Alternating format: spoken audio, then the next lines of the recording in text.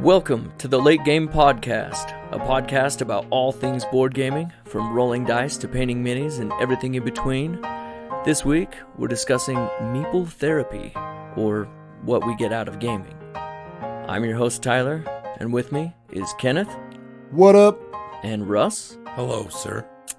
And first of all, I'd like to say that we've been invited once again to attend another con, this one being SaltCon. I think that's Utah's biggest gaming convention. It's great so far. And that's at the Davis Conference Center in Layton.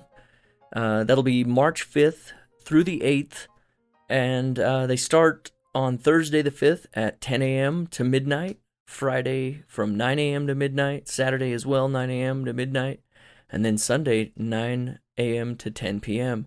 And you can get tickets at saltcon.com right now. So get your tickets, come down, say hi to us. I'm working on getting a stack of things to give away at the show. So come down, get some free stuff. And the first day of that is my birthday. So you can come by and say, happy birthday. And, you know, if you feel like giving me a birthday present, I wear a size $100 Amazon gift card. Yeah. So I will, this is my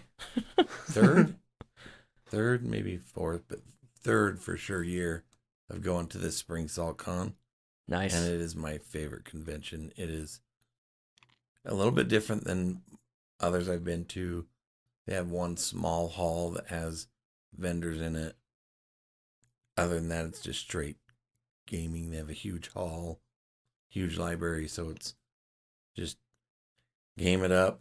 That's I like awesome. taking. Yeah, I've only ever gone to the end of the summer one that's considerably smaller, and I only went the one time. I'm excited to go to this one. This is finally where I played Cthulhu Wars for the first time. Yeah. Well, and you mentioned there's a painting contest as well. Yeah, it's So- fun.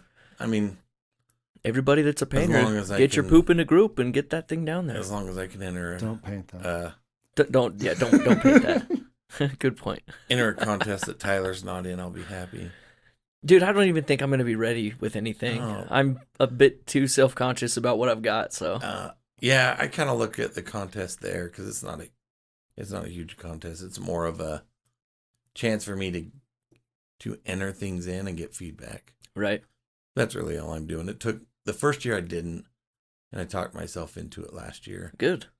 So, and Well, then they have you're a step ahead of me because I haven't entered anything to any contests yet, so. and then they have an awesome, used board game sale. That was me. Sorry.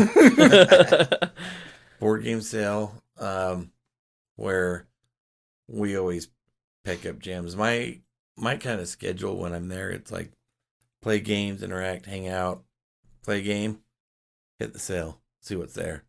Play a game, go back, hit the sale. This is where I got Chaos in the Old World for $30-$40, something like that. Star Wars Risk for $5. So very much look forward to this. That's awesome. Well, yeah, I'm going to bring what I need to get rid of as far as the collection goes, too. And Yeah, are you going to math trade? I'm trying to decide if I math trade or try to sell some. I've never done that, so it sounds a little bit too complicated at this point. I don't have time. Is your collection on BGG? Yes and no. I mean, I haven't kept up with it Yeah. the way that I feel like I should have, but If your collection's up on BGG, it's not too hard because you just Cool. kind of. So last year, my collection was not on BGG, so it was basically entering 200 games and then doing all that. So it was much more, but I'm pretty behind. I don't know what's on it. Yeah, I like the idea of the math trade. I think that's the idea is awesome, where it's like, hey, everyone just kind of throws everything into a pile and then you kind of take back your value in whatever you wanted, whether it be from the same person that got your stuff or not. Like, that's awesome. But I don't fully understand the execution, and right. it definitely seems like it's a fair bit of work, and like it also seems like it's totally worth it. But I also have this problem where there isn't a whole lot on my want list right now. and I'm Someone I'm had not necessarily like looking to just switch Yeah. boxes, you know, like if I'm not wanting something, I don't necessarily need to try and be like, all right, you know, I've played Mage Knight once, I didn't really love it, so I should trade that and get something else that it sounds good enough for a trade for Mage Knight. Like that doesn't make any sense to me. Yeah. Yeah, someone already has Green Horde on there, so that's one I would like because I don't have a zombie side. But I'm trying to decide what games I would actually trade. You should just wait and back the Vegas. Tubaru, Yeah. Turbero, whatever. Yeah, I don't know. Oh yeah. And then you That can, Green and then Horde looks and really then you'll cool. even your table will be even more deluxe. But I really like the way Green Horde looks. So I don't know. Yeah. I have some stuff that I might trade. A Call of Cthulhu that I have all those unopened expansions. Has good value. But I mean, I really enjoy the game, but I don't have anyone to get into the like deck development and that kind of stuff with. So If I'm being honest, the whole math trade thing sounds like Kenneth said, it sounds like a lot of work, and the only math I want to be devoting my brain power to is the math on the board. yeah, I want to use it for once your for stuff gaming. is in there and you just select what you want to trade, the computer takes care of the rest. So, like you might say you want, like Green Horde, but if nobody wants your games to balance that math out, then it doesn't. It seems so weird to me the way it works. I mean, it makes sense. It's smart, whoever Yeah, created the idea of it, but it works really good for people like Zach that have like a ton of games that he's picked up or things that he wants to trade. a lot of it's still in shrink. Right. You know, that kind of works. Whereas if you don't have too many, it's easier to just go sell it Right. and negotiate price and that kind of stuff. Well, and at this point, I've done a lot of trading and selling recently to the point where I think a lot of the stuff that I'm looking to either get rid of or potentially trade, I'm more likely going to just donate it to the podcast cause and use it as a giveaway fodder. You know, somebody come down, you know, like our page, follow us, subscribe to the podcast, and then, you know, you'll be entered for a raffle at the end of the con, and we'll give away a stack of stuff because I'm tired of trying to sell stuff. It's a little exhausting, but You just keep it on your shelf. yeah, I'm running terrible out at of selling. space, and You just honestly, get more. yeah, but I'm tired of having stuff that doesn't get played. See, you talk about the games that you have on your shelf that don't get the attention that they deserve, like they're sentient, but I do the same thing, but I'm not going to let them sit there. Yeah. It bugs me because I feel like, well, this could be on somebody's shelf who could use it. So Yeah, be a better parent, Russ. Sell your kids that you don't like. See, I like looking at my shelf and being like, oh, this fits exactly what we're looking for. And I would hate to look at my shelf and be like, oh, I used to have this one game. See, I just don't host enough game nights to even make that a relevant conversation for me. And when it comes down to it, everything that I've gotten rid of to this point, Yeah. you guys have. Between the two of you, you've got pretty much everything that I want to play. So I've tried I don't miss a whole lot. to slow down on the purchasing. It hasn't been going great I was going to say, how is that going? because there's been some really good ones that have caught my eye and some that I've been wanting to for a while. Well, and what about Kickstarters? Have you guys seen anything on Kickstarter that you want to mention? Anything Well, that's I instabacked come one up? today. I was gonna say- I didn't even look at it. Who backed a Kickstarter today? I know I did. I didn't, but I really got close with Parks. I just about backed that one. I'm I- kind of surprised that you didn't. I hit follow because it's kind of Yeah. it's more a finance thing than a want. Right. I'm going to get it eventually if I have to wait for retail. It sucks, but I'm patient. I love the game. It's worth it. But Yeah, I instabacked that without. I mean, I should look at the campaign more to know what I got, but I was like, I want the expansion and I want a memories game. I did not want the memories game at first until I watched a play of it because I thought it was just like a match 3. And sure it is, but there's more to it. It seemed like there's right. game there. And I love what they're doing because you know that art had to be a huge investment. For sure. And I think it's good that they're using it in multiple ways. Definitely. And, like we've mentioned before, if they're in a shop, the gift shop, and it's a memory game, man, those things are going to go off the shelf like crazy. Yeah. I think they should do all of the Parks collection, the 52 card deck that they've got, just everything that they've got for it. I think it would do well in a gift shop. Well, what did you back today? I backed the new Eon's End that Yeah, launched because right on. Sounds really cool. I saw on Discord you and Zach talking about Parks, and I was like, oh, Parks. And so I kind of opened up Kickstarter, and the first thing that I saw was Travis, who is the creator of Eon's End. It said Travis launched a new project, and I was like, well, let's see. Oh, hey, it's that Eon's End that was coming out this month. I'll take it. Sorry, Parks. At least I know a couple of guys who are definitely going to get it. Right. Right. That Eon's End looks really cool to me. I want to try that one. Yeah. I add some new stuff. I was reading on it.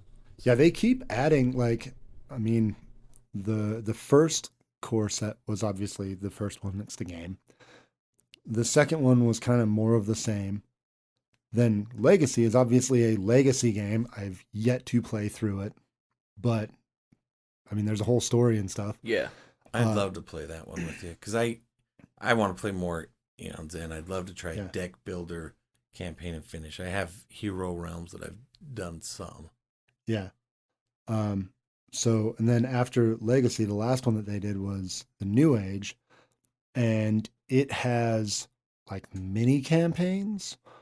I'm not completely sure of the execution because right about when I got it, I was like, okay, I'm going to get some sleeves. I'm going to try out this one. I'm still holding on to Legacy for when the time is right for me to actually play through it, And then I heard that there's spoilers for the story in Legacy within the stuff in the New Age. And I was like, well, shit.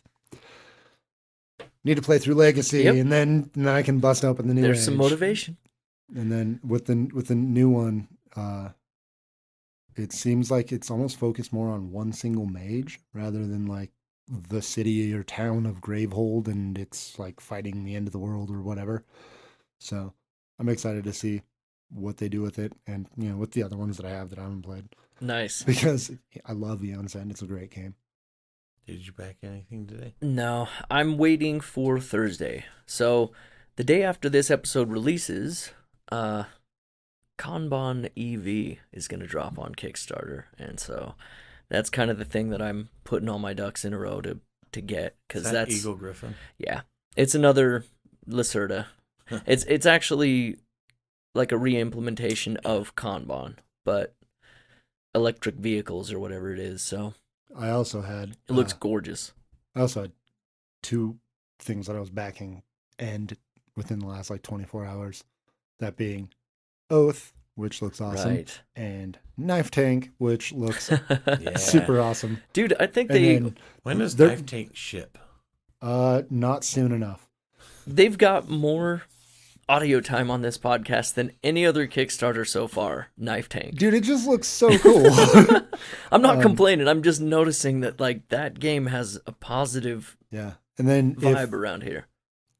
Anyone who's listening, the day this comes out, you should be able to get over and back the Apex Theropod Collected Edition. Yeah. I'm looking at it right now, and this will release tomorrow morning. Right now, there's 38 hours to go. So you've got all day. Do it now. When this episode launches, there should still be, 20 plus, Yeah. So if you're listening to it, that game is rad. It's got amazing dinosaur art. It's a really fun deck builder. Go give it a look. Absolutely. Next Tuesday's a big one. I am curious if I'm going to be financially able to back any of them. But I know the Marvel one from Command. Right. The Chibi Marvels. Yep. And then Wonderland Wars is the one I'm really interested in. What's that one? It's Alice in Wonderland themed, which is always a huge Okay. get for me because Sure. I love that whole story world. And Yeah. from everything, Wonderland's War looks kind of interesting. yeah, it's a miniatures game, and from what I understand, and everyone that I've read or talked to, it's some kind of like drafting, like you draft your characters, and then I don't territory or whatnot too. So it's I don't know, Okay. like it seems really good. I really like what Druid City's been doing. They did the Sorcerer City, so So it's kind of like from what I can tell so far, it's like Alice in Wonderland Blood Rage. yeah. I mean that's yes from a For lack of actually playing or looking Right. into it further. So I'm really excited for that one. That sounds cool. That's a universe that I can really appreciate.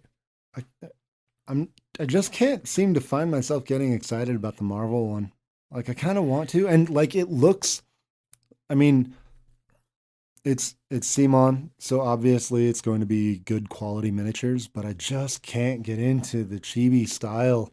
Like they're really good looking chibis, but I Yeah. just I like just the don't chibi really do style. I anything think for it's me. really contractual why they're doing it that way as opposed probably. to I mean, it would be pretty messed up if they just Yeah. took the wind right out of the sails of what is it, Crisis Protocol? yeah. I know Kevin's getting that one, so I'm not as worried. And I'm kind of like you. I'm not. Honestly, reading about it, I go, man, if that sounds great to you, you should definitely try Marvel Champions, Yeah. the card game that you can go to the store and buy right now, Yeah. and it's got better art. Yeah. And the only thing that I read that's different from those two is the Miniatures. well that and how Yeah, I don't know, like the bottom of the card helps the people Yeah, around you in turn there's order. there's But- definitely some differences, but yeah. I think Shut Up and Sit Down when they did their review on Marvel Champions kind of wrapped in my head where I'm at with that game, even though I haven't played it. Where if I'm gonna play a co-op game like that, I want to be more immersive, like Arkham Horror, where it's like a storyline and stuff. And so far, both of those games, I'm not seeing anything about it like a long-term story. It's kind of like you fight this guy this time, and that just doesn't seem as exciting to me. So I know that with Marvel Champions, like as more things Yeah. come out, I mean, the story is never, well, I guess it could be, but as it stands now, the story's never going to be on the cards Right. like it is with Arkham Horror. But as more bad guys come out and more aspects and more characters and all of that, like the story can totally happen Yeah. between the battles. So And I don't think, from what I've seen, I think it looks like a great game, Marvel Champions. I do want to play it more than I used to, but I don't know. Just the idea of an LCG always concerns me. But if I'm gonna do it, I would be more interested in Arkham Horror, which I enjoy. Or you end up like I have, even though it's out of print now.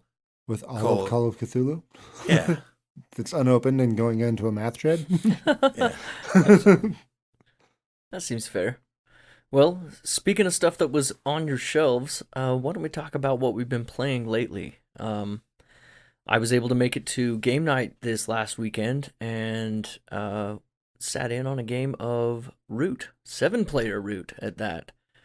And Yeah, so if people are like, well, it doesn't play that much, we kind of, there's a few games that we house rule and make our own.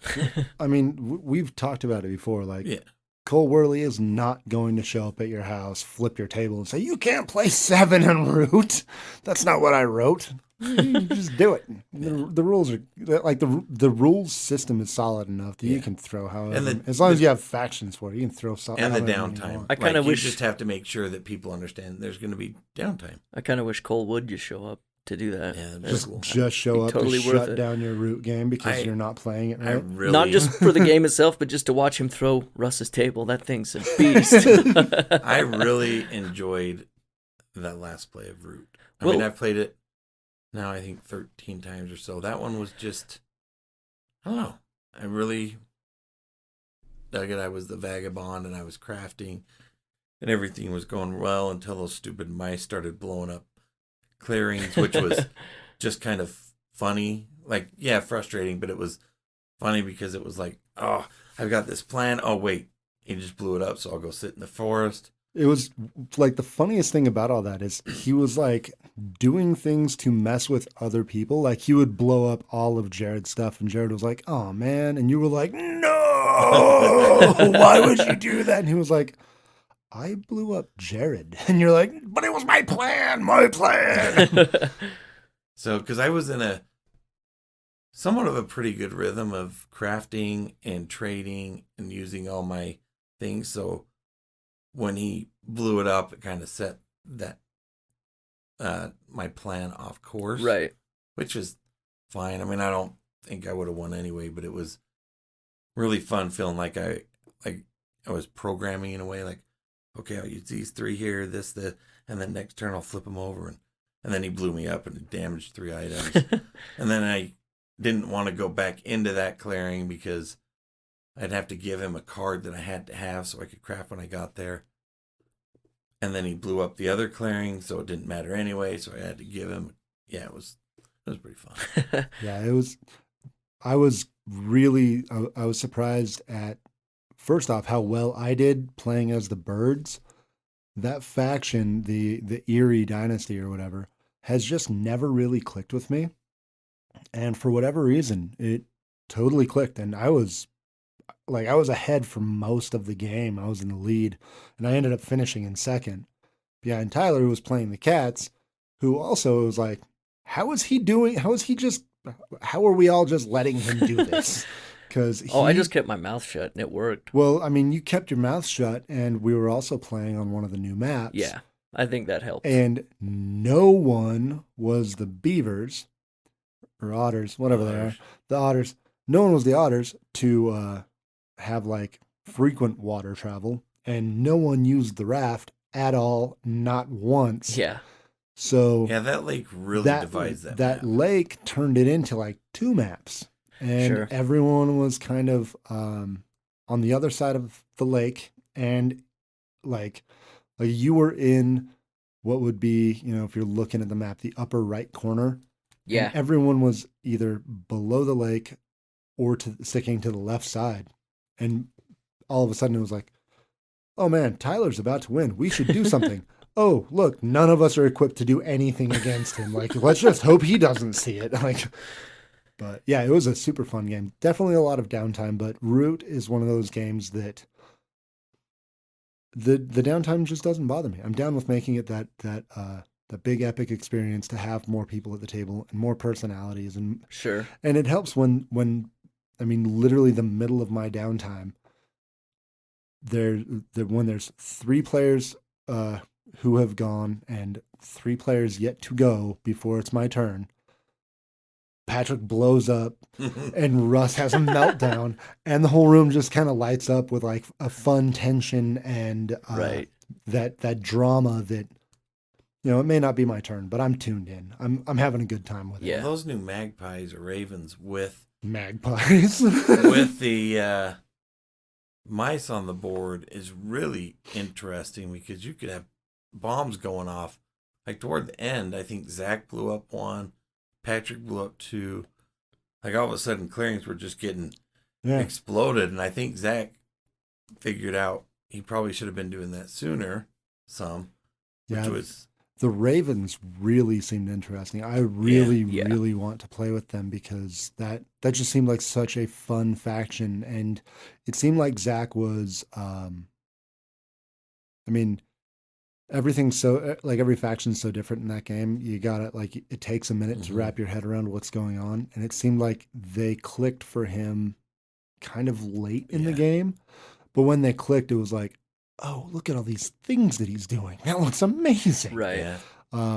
I think, and then we played with the moles, and I have no idea what they did. All they did was die. I think the moles, like, they'd show up, and then someone would come in and roll the dice, and Kevin never once ended up on the winning side of a die roll. I think they need the otters. I felt like they need the otters because they need so many cards. And when they can buy specific cards, I think would help the otters. Yeah, you were sitting a little closer to Kevin. I literally have no idea what they do. I know they've got little crown pieces for some reason, and basically, at least what I got from it is that he has to have cards at the clearing that he has buildings in to pay for his cards. I don't know what those guys were called, lords and whatever. But the way the game was playing, he wasn't getting a lot of those cards. So I think the otters would really help him. Like, I think it would work well where he could be like, I need that card so I can get this and kind of trigger that. Yeah, that makes sense. I also really like the new deck. Partisans and Exiles deck. That makes the game, in my opinion, way better because the previous deck, while I don't want to make it sound like it was bad, it was basically crafting, attack, and defense card mixed in there. It was clearly a lot more conservative design wise. Where I mean, even like in the designer diaries or whatever, Cole said, you know, I went. I people know the game now. I can make bolder choices and go kind of a little crazier. And I mean, there's cards that kind of do what every other faction does on some level, which is really cool. Really cool cards in there. Yeah. Well, and I feel like Root's one of those games that it debuted essentially as an evergreen title. It's one of those that just leapt up the charts on BGG and covered a lot of ground in a very short amount of time. Yeah. With how much that it drew people in and deservingly so, in my opinion. Sure. Like, I mean, I've played with the new factions one time. I didn't even pilot one of them. We played on one of the two new maps and wasn't even on Neoprene. And I already like that thing when Root first came out where it was so hyped and it was like, all right, well, let's see it, let's see if it lives up to the hype. Played it and I was like, this game is great. Totally lives up to the hype. I can't wait for more. I haven't even played the new stuff really, and I already can't wait for more because the game is just great. Yeah. I've had some bad plays with it, but yeah, Russ while we were playing, he was like, you know what? I don't even hate Root anymore. Those were his words. That's exactly what he said. Yeah. So he took it right off the sell page too. So my frustration with Root is not with Root itself. The game is great, but it's kind of in the same with, Glorantha. If you let chaos get out of control, then it's just like, this is frustrating. Everyone's not doing their part. And that kind of is what happened to us with the Otters, even though I think after this play, I think we realized we did something wrong.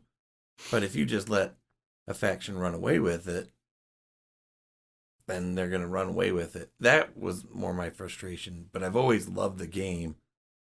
My biggest hesitation for ever keeping it on my shelf, which I think it'll stay there, is the daunting task to teach it to other groups that aren't gamers.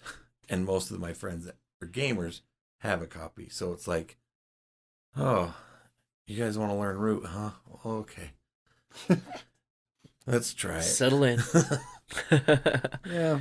Each and of itself, each faction, honestly, is not too difficult. But when you're a person, let's say it's just one, and you're teaching 3 or 4 people that have never learned it, that just becomes a lot. Especially if they aren't familiar with asymmetrical games, and they're like, "Well, why can you do that? How do I do that?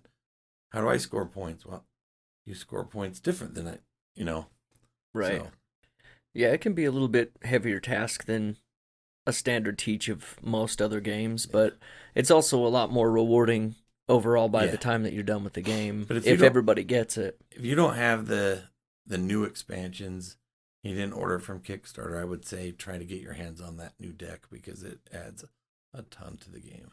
Yeah. It's awesome. It was pretty fun. Yeah. Well, what else did you guys play that night? I know that I showed up in the middle of a game of, what is it, the War of Whispers? This was an interesting night. We played area control night? 3 area control games that honestly couldn't have been more different. They're all within the same genre, but completely different. I was impatient, had to go get War of Whispers as soon as I learned about it. And it was awesome. I instantly upgraded mine, so my upgrade pack is coming. Yeah, my deluxe version will be here in like 4 days, because as soon as we finish, or possibly, I think it was actually in the second to last round, I was like, well, I'm just gonna order this right now because this game is great. Yeah. So there's 5 factions that are fighting, but you are not one of those factions. You're people on the outside. You're the shadowy organization Yeah. pulling the strings, Okay. Trying to, influencing everyone. Right on. and then you have an order of chips of what order you want those factions to win, or the most power to the least power. Yeah. Like how many castles do they want to Yeah. So control? so the map is, it's each faction on the map of the 5 starts off with their own territory that's kind of mapped out, and part of your turn. So and the they're first thing all you do, asymmetrical, which is really cool. Yeah. so you kind of drop your orders on this track that goes around the outside of the board, and it goes like faction by faction, and there's like 4 slots for things that you can do to influence that faction, or actions that you can make that faction take. One thing that's really cool is if action number 1, if that action space wasn't taken by anyone, but someone has something on action space number 2, they get to do action number 1 and then action number 2. So all of the actions get done whether someone chose them or not.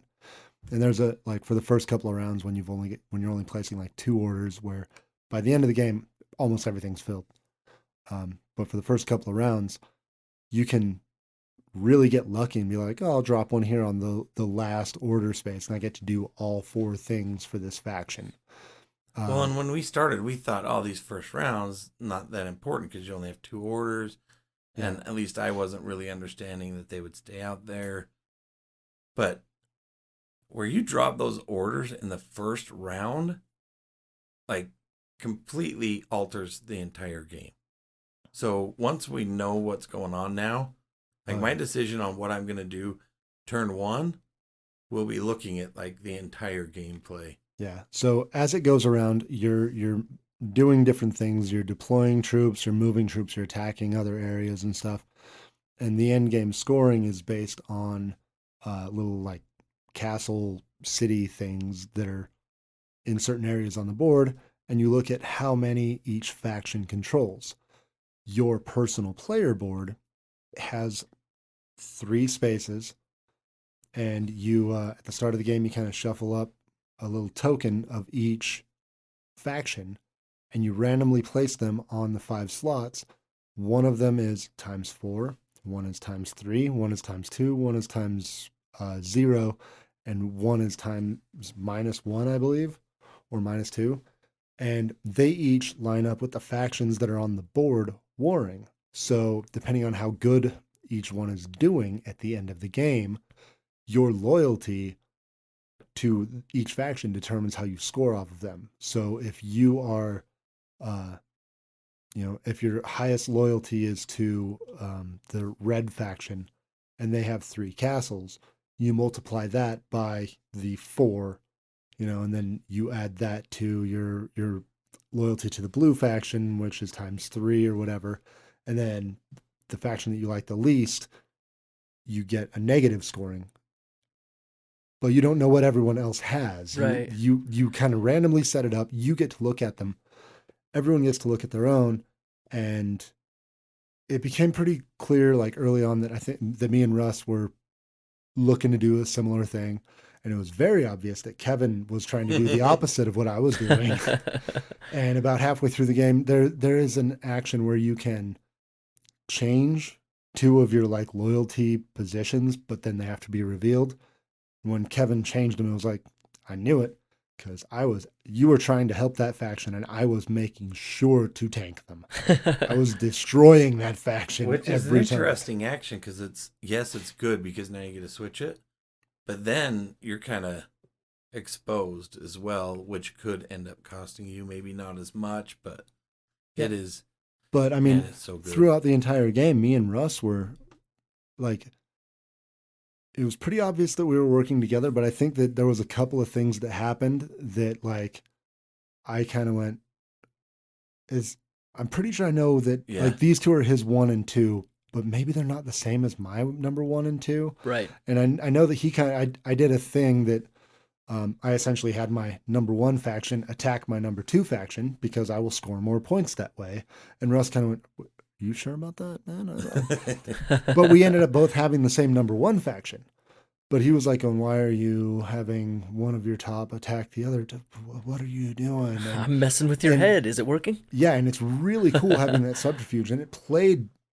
So the first 3 rounds, man, they went by in no time. And then that 4th round was, it was quite a bit longer. A little VAP set in, and there's more of the like action tokens on the board, so you end up doing more.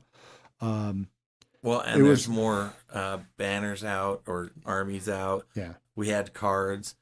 You can get cards in each faction if you're oh on the yeah, right I action. totally forgot about the And cards. the cool thing too. about the way the cards work is sometimes the 2 factions, if you use card from, say, green faction and red faction, if you have the right cards, you can pay the cost. So you're actually using armies for your 2 guys that, I don't know. So it's so cool in so many ways. Each card has 3 abilities on it. 1, you can play with just that card.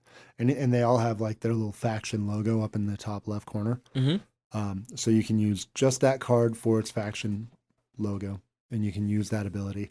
There's a stronger ability where if you have 2 of that faction logo, you can play 2 cards from that same faction. And then the 3rd one is always that faction with another faction. So you need to pick up cards from 2 spots on the board if you want to activate that. Okay. And there's some powerful stuff Yeah. and some really Especially crazy when stuff. you get armies that are working together. Like, I don't know. It's the next game will be interesting because, like Ken said, our 4th round was pretty heavy, pretty strategic because we're trying to manipulate these armies. Sure. Now we're kind of this point like, ooh, what's going on here? And you can lay down your tokens to create another castle, which is, you and I actually had like 4 of the 5 almost order the same. So it was, yeah, I think that our last 2 were flipped. yeah.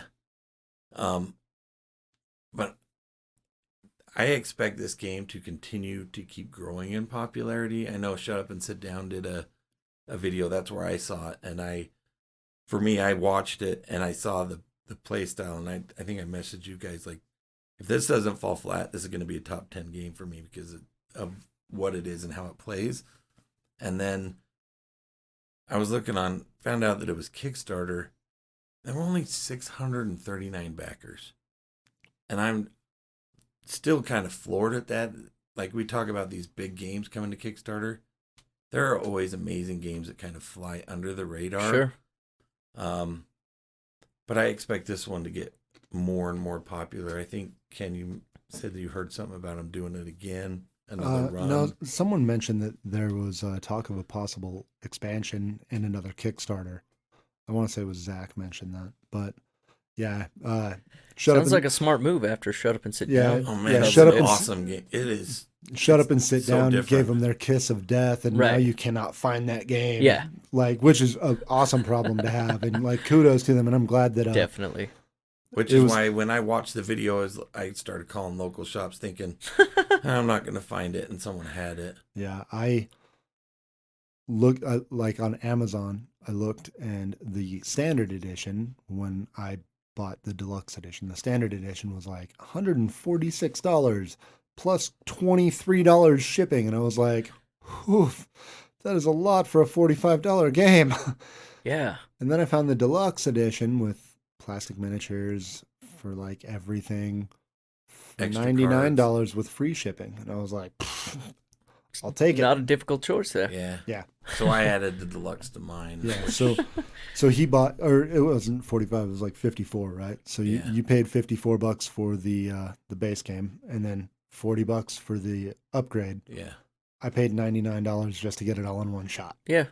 So it's pretty unique for a territory control, but It sounds like it. It is. It's actually simple enough. I'm excited to teach some other groups. Like, when we're talking about simple games, it is really simple. Should be quick play. But oh man, now like knowing, okay, where I put my token first round can impact where I can put my token last round is pretty awesome. I think it's only fair. Where does this stand up on the gauge of Teotihuacan as Uh, far as ease and what you expect? well, no, this one's pretty easy because you're just putting tokens out. It's the strategy is more Okay. difficult. Like So the gameplay and the rules and as far as getting trying into to get, it's Well, there's a easier. reason, because the game doesn't change as the rounds go on. The only like mechanical change that is definitely going to happen is you're going to have more orders that you're putting down, and so going through that order track could take just a hair longer. I mean, all the orders get done every turn anyways because of that thing where if someone skipped one, the next person gets to do that order also. But that's the only mechanical thing that is guaranteed to change every game. okay. The board state, the cards, the forces, all of that stuff, like that's all circumstantial. That game ground to a halt almost in the last round, purely based on strategy. I mean, the only difference from round 1 to round 4 that is definitely going to be there is the number of orders that people are putting out. And for the game to slow down that much, you know that it's slowing down in the heads of the players, not in the game mechanics on the board. Sure. you Okay. know? So but just the there's whole, there's a version of playing with a more impulsive group, or Yeah. a group that doesn't care so much about trying to win, Right. or isn't as hardcore with one another as we tend to be. There's a version of that fourth round going just as fast as the ones before it. And that game, I mean, you really could theoretically bang out a game in probably 45 minutes. Nice. You would be either an absolute savant to not have like those moments of just going, what do I do? And really considering things.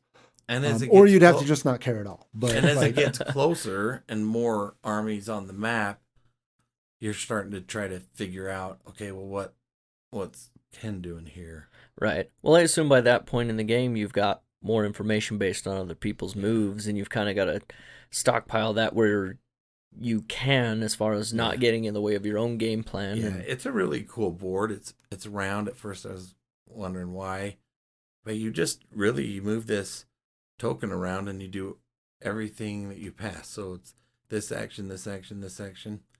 So yeah, it's really there's a simple. couple of actions between the rounds, and then you just go all the way around the board Yeah. and do all of the different faction things. I'm quite excited to play that one again. That's me cool. Too. I really look forward to it. That one, I was telling my wife about it the next day, because those are some of the games that she gets into. You know, she likes some of the area control and stuff like that. She was like I was like, oh man, we played this game War of Whispers. It was so amazing. It totally blew me away. She's like, is that the one that you ordered? Because we have a shared Amazon account. I was like, yeah, that's the one that I ordered. Yep. She was like, cool. It'll be yeah, here. that sounds cool. It is interesting because you have the territory control. You're playing aggro, but you don't know if you're playing with others or against them, right? Like Ken and I, we could kind of tell we were both on the same page. But what army did we want that army to attack? Yeah, You it was like some of the least confrontational, highly interactive play that I have seen That's cool. in a very long time. Because I mean, you're not playing as any of the factions. You're the shadowy organization Sure. manipulating them, and So you cool. may well be like betting on the same faction that I am. Right. So there is a ton of player interaction, but it is all completely indirect. I like the concept of it. Yeah. Sounds really Mhm. interesting. It was And then it we was a went- blast. I was going to Well, say, completely hardcore, So for super cutthroat after that. for the third, well, so first we played War of Whispers, which Russ won. Yep. Then we played Root, which Tyler won. And to round things out for a perfect evening for the late game podcast, I won our play of Mezo. And that game, it looked pretty interesting. so like lots of minis, lots of plastic, big colorful board, big like lots of colorful pieces. The board that we played on, actually, I didn't love the color scheme. I like the art style, but Yeah. the colors felt muted and kind of muddled, and they just Backside weren't is doing way anything better. for me. Yeah, once at the end of the game we pick it up and it was like, what's that on the back? oh, it's like a cleaned up, just beautiful version of the board. Why did we play on this other side that we all kind of agreed didn't look super awesome? But that game, like, lots of moving parts, a lot of direct confrontation and interaction. Um, and it had a very rough start. Like it started in league with Sidereal Confluence, even where it just it felt bad at first. It was like, dude, I don't know. I've realized like no one wants to be playing a game or explaining rules or whatever and have someone sitting at the table playing on their phone. And I've realized the thing with me, I don't go for my phone unless I'm kind of checking out on the game. And I noticed myself grabbing my phone and playing with my phone in between my turns in the first round. So it's played over 3 rounds. And so you pick a spot for your champion, and then you put out your like support forces. So instead of like other territory control where you got to put your guys out, this game like put all your guys out on the map and see who's there at the end. Yeah. So is there anything you guys could compare it to? The closest, and this is not play style so there's differences, but the closest game that I could compare it to as far as conflict level and like nastiness is Chaos in the Old World, because you don't have a choice to avoid. Like, yeah, so it is cutthroat. I would say that if I remember right, playing Blood Rage, you kind of deploy everything and then combat and stuff is done in a separate phase. So it kind of had that like slightly disjointed thing of like versus something like Cthulhu Wars, where I march into your territory and then we fight. Yeah. With this, it was deploy all your troops. Hey, look, we're in the same spot. Yeah, we might be fighting. So it kind of had that I remember from Blood Rage. There's no version of not being aggressive. Like you can't just be passive, which is a lot like Kemet. And then like combat was resolved via area, and every area gets resolved. And everyone is going to fight. Like everyone's in the areas. Like there's no avoiding it, and that's very much like Chaos in the Old World. So like Chaos, you kind of go through the map of areas. Mm-hmm. This one, you basically, at the beginning, you put where your champion is, and then you put 3 warriors or shamans in any mixed order on every other area. And then you also have your god, kind of like Godfather, where you put someone there and then it touches the 3 areas. Yeah, your god influences the 2 to 3 areas that he's on the border of. Mm-hmm. And they have special powers. And then you've got your hand of cards. So there's 6 areas. I really liked once we figured it out. Yeah. Like once my head got wrapped around it, you have these cards. Each there is 4 areas that we fight for. No, there's 5 areas. 5 areas. So in a 5-player game, which we were playing with 5 with the maximum player count, there's 6 areas on the board, and after everyone chooses the area for their champion, that leaves 1 area left, and that becomes like the blessed ground or the holy ground or something special, and it plays out in a different way. But on the resolution for each of the things, you pick up 3 of the 5 cards. You pick one, you put the other 2 back on your deck, and then it goes around twice. You've got 2 actions on each card, and like they're all broken. Yeah, every one of them is broken, so it's balanced. It's balanced because everything's broken. And then there's also But the more you get to round 3 playing our god, you kind of realized what cards you had. Well, yeah, so you wanted to know.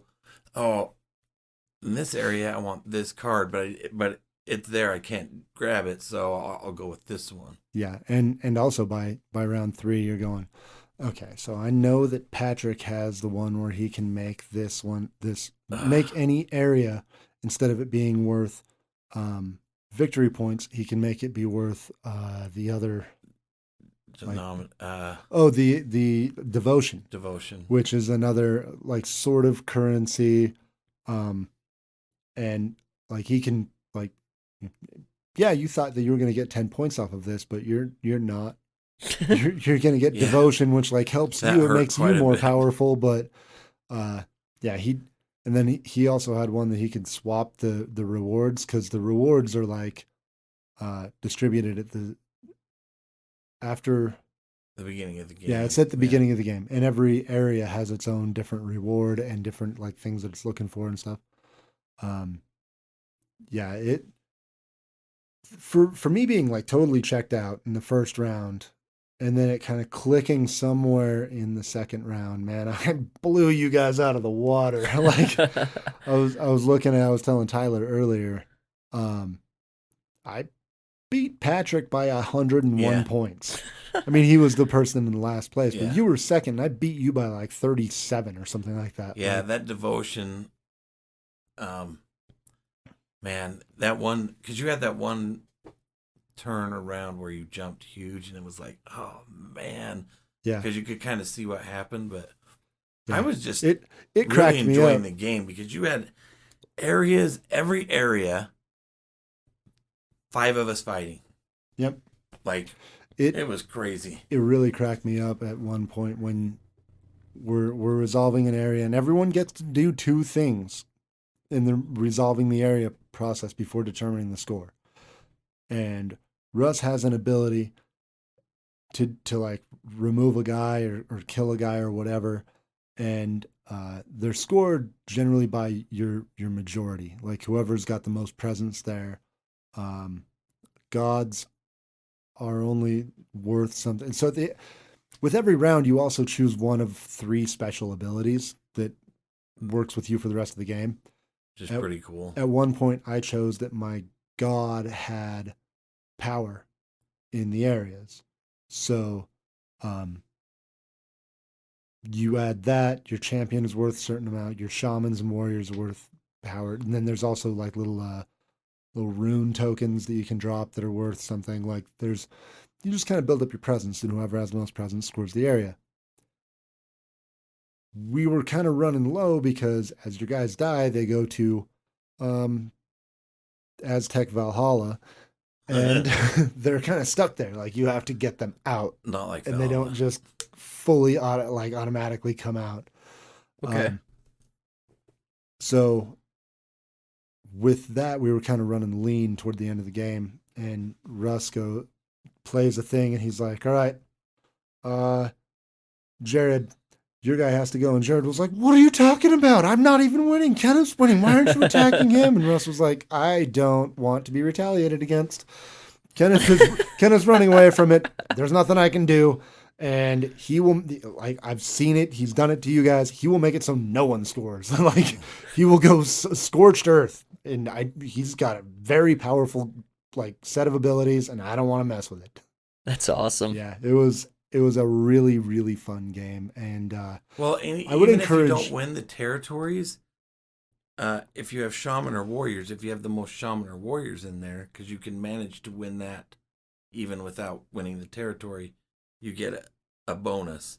So I was spending a lot of time trying to figure out how to get those, which added more complexity. But I really enjoyed that game quite a bit. Definitely a game that it was not an easy teach. It was not easy to learn. I certainly would not recommend it to people who are not already gamers. Right. But if you like a good high conflict, fairly heavy, like there was a lot going on, it was worth it. It paid off. It was great. I really, really That's enjoyed awesome. it. It's not quite one that I need to own, but I very much look forward to playing it again. And I know that I will not be able to win like I did. That strategy will never work with that group again. And just in general, I won in such a way that I know I will have a target on my back the next time that we play. No one's going to do anything. It is, like I said, in gameplay, in a lot of ways, it's not chaos, but that forced conflict. Sure. I love that both games do, where people get added, and instead of like maybe not fighting, you go through at the end of the round and everything triggers and everybody fights.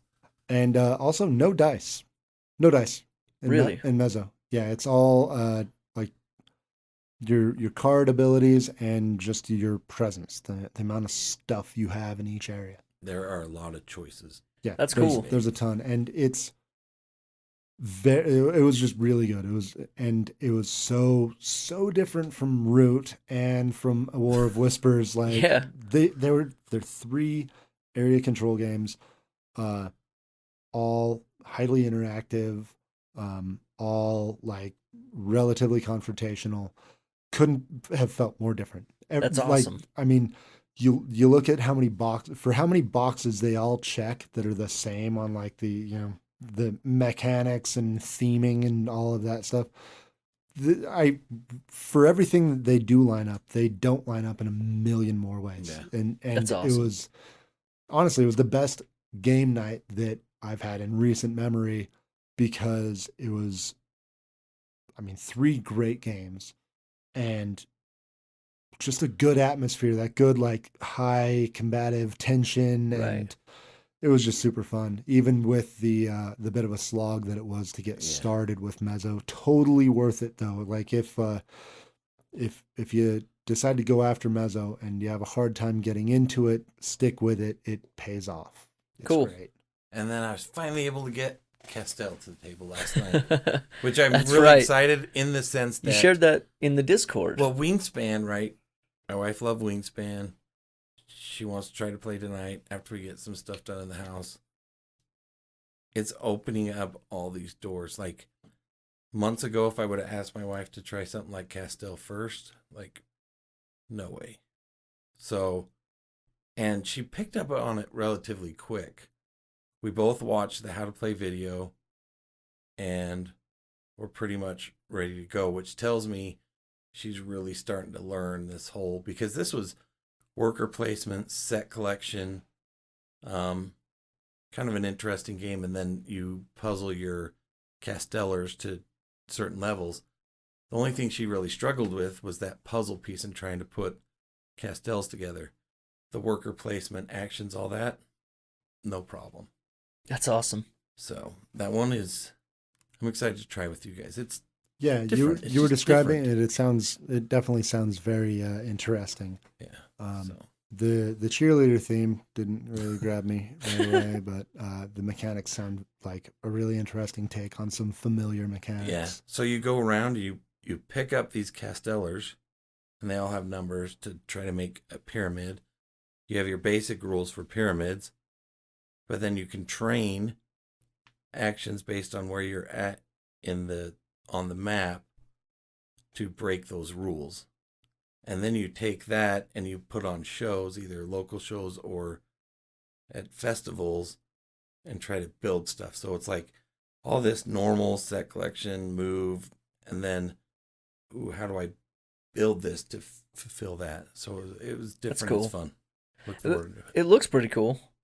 It's one that I've had on my radar. Another one that is sort of in that same realm as far as what I've been interested in is Ragusa. That one looks kind of cool as well. The I've spaghetti heard of sauce. that one. Yeah, the spaghetti sauce game. Yeah, But- no, I've never even heard of that. What's Ragusa? It's it's hard to say without actually playing it myself. It takes place in, I want to say, Italy, and a lot of Yeah, it it has to sounds do with like it. like boats that you're trying to place different spaces on the board to get certain things, and whatever you've placed, you get something next to it, and it's relative to what you're adjacent to on the board. It looks really good. I've heard fairly good reviews from it, but I know that Demo has it, and it's been one that I almost pulled the trigger on a couple of times, just haven't quite committed to it. Right on. But it looks very similar as far as the art style and not the theme exactly, but as far as the gameplay, it could be somewhat similar. That's cool. So with us being a month into the new year, I know that I'm doing pretty good on my 3 challenges that I've got going board game wise. Nice. Like I'm 12%, which means 12 plays of my 100 new games challenge, which that one I felt was going to be I had a feeling that would be the first one that I got behind on, but Right. I'm staying ahead.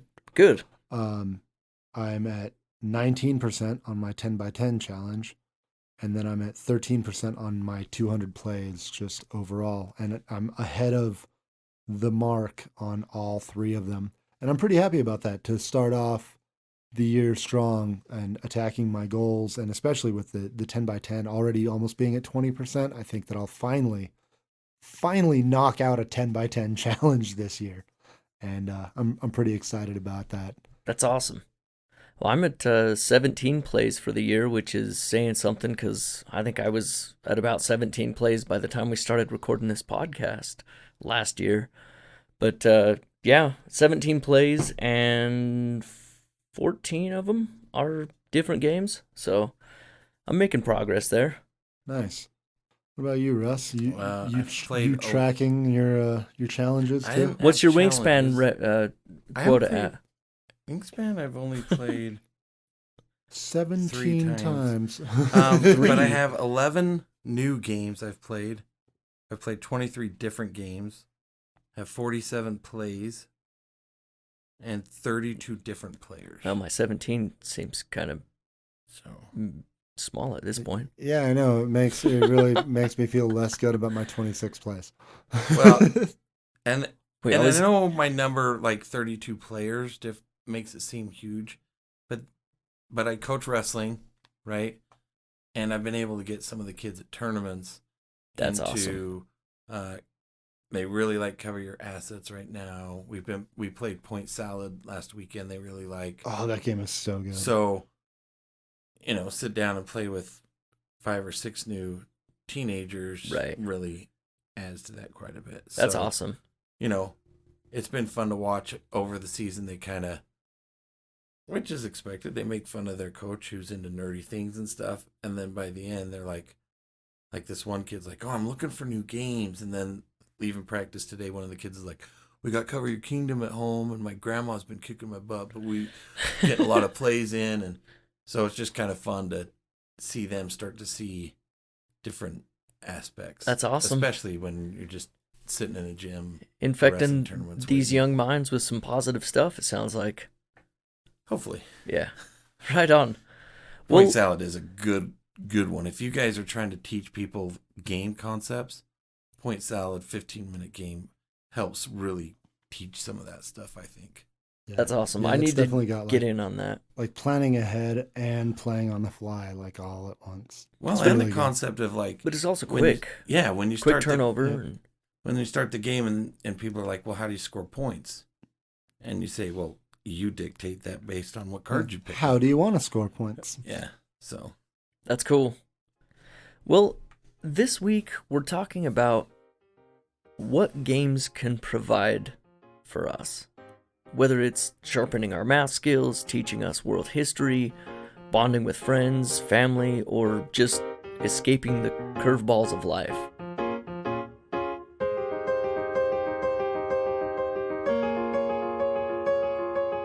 What would you say is the biggest reason that you're drawn to the table, Kenneth? So it's kind of, it's a lot of things. Like I've talked about that. I've always kind of been a gamer. I enjoy gaming. There's a certain amount of escapism that I always seek, whether it be in board games or video games. It's something for me to focus on that is not real and is inconsequential. Sure. I've worked most of my adult life in a fairly intense and extremely dangerous field. Yeah. So it's like my job has always been especially physically taxing, but there is a certain amount of mental tax that goes with that where Absolutely. I climb trees, I'm near power lines, there's chainsaws and wood chippers and traffic. There's just a lot of things that can jump up and get you. Yeah. And gaming has always kind of been the way for me to and I've also talked about it, like I don't relax. Relaxing isn't my thing. I'm just not good at it. I can't just sit down and chill out. I do like kinda, the way that you put that. You don't relax properly. yeah, It makes a lot of sense. I seek out other stress. Yeah. So the inconsequential stress of trying to maximize points, the inconsequential stress of, like trying to get to the next level or beat a boss or Yeah. score as many points as I can, whether it be in board games or video games. Like I enjoy that. It's mental exercise that is completely different from anything that I do in my normal day, For sure. and that's kind of like the fact that it's so different is why I like games like Pipeline, which people have I've heard people accuse of being very spreadsheety. I'm fine with that. I don't deal Yeah. with spreadsheets. Like I do a little bit now where I'm moving more into management and a little bit out of the field, but I haven't spent the last 10 years sitting at a desk looking at spreadsheets. Yeah. I'm down with sitting down at the table and like having a competitive spreadsheet game. Definitely. That's fine. Um, yeah, I seek out different stress, and games provide that to me. I don't like uh, I can do a little bit of passive entertainment at any given time. I'm watching one to a maximum of like 3 TV shows that I can follow. Anything beyond that, I just don't. I don't care. I don't watch movies very often, and if I'm gonna watch a movie, like I have to be really excited about it. Yeah. Um, yeah, I don't do passive entertainment. I have to be Excellent. engaged, and gaming is that for me, as well as being the cornerstone of my social life. Um, Definitely. it's therapeutic, Yep. that focusing on inconsequential stress pushes out all the stress of work. And that's, I need that. I feel where I've heard Alex say that like after a night of playing Euros, he's like drained, his brain is fried. I'm refreshed. I'm recharged. That, it's different. It's a different stress. That's what Yeah. I need. And I'm like jazzed. Right. For me, lately, it's almost been exclusively a therapeutic exercise. So, without sharing too much, I've been working through a rough patch pretty much since we started recording the show, and gaming has been very much an oasis getaway from the weight of the crap that I'm dealing with in a lot of the ways, a lot of the same ways that you described as far as replacing the stress of what you're dealing with 9 to 5 with something that's a fun stress, a chosen stress. And, gaming is such a rewarding hobby for me. It's also one of the hobbies that I've gotten into that I've stuck with for more than a year or two, which says a lot because I have a tendency to get bored with things fairly quickly. And I'm happy to say that gaming, it just isn't boring to me after 6 years of playing. What about you, Russ? Ah, man, I could go on with this for a while. The floor is yours. So in my young adulthood, I I had a different career. I was a high school athletic director, went to school, got my master's in secondary education, went to school. The whole time I was going to college, I had family and kids. So it was full time work, full time school, full time family, just lots of hours. And then I was commuting an hour each way to work. So, and then, that transitioned into like parent coaching and all this kind of stuff. And then I just kind of took a career change. So I went from 8 to 12 hour work days plus 2 hour commute to walking across the hall and working on my computer, which was a total shift. Still coaching. So, I filled all my time with coaching and that kind of stuff. And then my son happened to be buying some Dice Masters, and it was all downhill from there. And kind of discovered this that they play game events.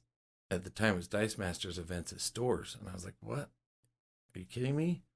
And I had the time, so I went and kind of just dove into the whole competitive, being a coach and somewhat involved in athletics.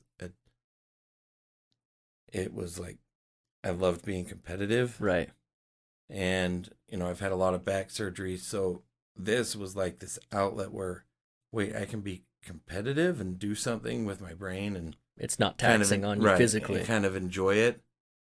And then that just kind of grew into what it is now, where you have, and I know people say you should do what you love or your career, right? And for 10, 15 years, I was doing what I thought I wanted to do. And then people would ask about me, and I identified myself as my job. And then my two older kids, as they got older, and I've told them how bad I feel about it, is that it now with the 9 to 5, and I know a lot of people give the 9 to 5 a bad rap.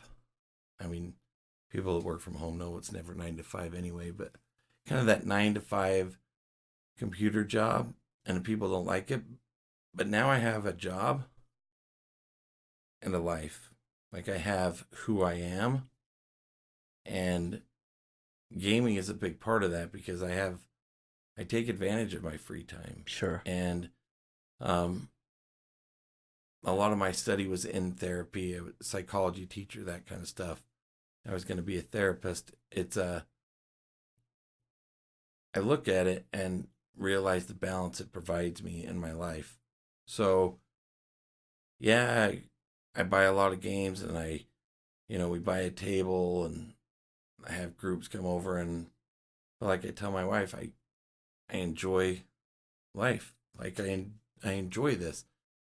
And working from home, you sit at your computer pretty much all day. If I don't do something, I start to go stir crazy a little bit. Like, yeah, wrestling season is a little different because I'm at practice at least a couple hours a day. But if not, you guys know I get itchy. It's like, anyone want to play games? You want to do something? I'm kind of bored. So it's nice to sit down with the family. We have our weekly group. I have a monthly group, and I'm constantly trying to start new groups. So just what it provides. And I love teaching people new games or teaching them the hobby, and then like kind of the light coming on that, wait, it's just not Monopoly and Chutes and Ladders, so it's kind of, for me, evangelical at times, as far as like, there's a way to use your brain and exercise it that is fun, interactive, and social, right? Because so many times when we'd have people over, it would be, we sit down and talk, or we have dinner, maybe we'll watch a movie. Games provide a whole different level of that. And a lot of people play like party games, but the hobby's developed a ton where you can have party games that add some strategy. Right. And so for me, it's just kind of that therapeutic. If I'm stressed at work, like Ken said, I can sit down and play and relax. I still consider it getting rid of my competitive edge, even though I don't really worry about winning, but that ability to focus on a something to win, right, helps kind of scratch that itch as well. And then just finding new friends. I mean, our game group is the strangest group. Right. I think Kenneth put it fairly well with an earlier episode when he said that these are people that probably wouldn't give each other the time of day on the street if we didn't know each other in a gaming sense. And that's a completely accurate assumption, in my opinion, up until this point. We're all very, very different people with a very, very similar interest and passion for that interest. Yeah, out of our whole gaming group, the only person that I could see possibly having any sort of social interaction with is Tyler. And that's because like we have a lot of common interests, and we have like friends in common. We didn't know about that until after we were already gaming together. Which we didn't realize because, oh hell, but friends with this guy and this guy and this guy. There's a version of me and him crossing paths outside of gaming. Dude, and I think we might did- have. I mean, we may have, but like that's what made us friends. So like Yeah. without gaming, that wouldn't have happened. I can't think of any. I mean, me and you, there's a actual literal physical possibility that we have bumped into each other at a concert, because I know that we've been to a few of the same, but like that's about it. I can't think of any other way that our paths cross. Maybe I can't think of school as far as not the same age. But I was gonna say my friends taught you. I think you at Jordan. that so. could be, but I mean that's not going to bring us together. Right. I'm not like friends with my old high school teachers, you know. Kevin can't. I mean, again, maybe bump into him at a concert because there's a few bands that we both like. Zach, I cannot imagine a scenario in which me and him would run into each other and say two words. I mean, maybe pass each other on the street. Jared, if I spent more time in Utah County in my youth, maybe he'd have prosecuted me. But yeah, see, I look at it like Ben. No, I can't think of a way. Alex, maybe if he lived down in the valley rather than up in Heber, I could see me and him possibly like having an overlap in friend circles. But yeah, there's just. But with all that said, I think one of the interesting things is, at this point, from what I know about these guys, if anybody got a flat tire, I'd be more than happy to go help them. Yeah. Kind of a thing. Like, you know, if they need anything like that, it's easy for me to say, yeah, I'm happy to help. It's funny to think. I think that there's been more money owed and loaned among our game group than there ever was with any of like my old friends that that I've known for like 15 years, because it's like, hey man, there's a deal here, grab me one. I mean, I think the most money that personally I have ever been either in the positive or negative waiting to settle up with someone was a Kickstarter that I backed with Kevin that was like $250. But we're tight enough that like I was like, hey man, if we do a group pledge on this, it'll save us each like $50 and we'll get everything. And he was like, all right, cool. And I owed him like $200 or $250 or whatever it was, and he had no problem with it. Right. It was See, for me, I love that my kids see that I have this eclectic group of friends. As far as, you know, it's not. I don't know. You know how it is in Utah. It's like you have whoever's in your congregation, right? Your friends, that kind of thing, neighborhood. And I love that my kids see that I have friends that are not religious. I have friends of other races. They're constantly in my house. They're a part of, you know, my circle. It doesn't. Right. You don't have to, and hopefully they understand that to the point that they use that to not close themselves off. Yeah. Right? Like, hey man, you can have friends of all kinds.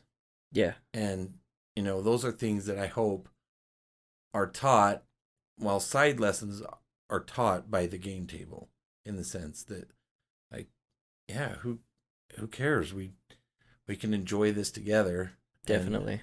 We might not agree on some things, but that doesn't change how close we are as friends and what's going on. And, you know, it's so weird to me that we have this group of guys that started randomly at the same time playing Dice Masters.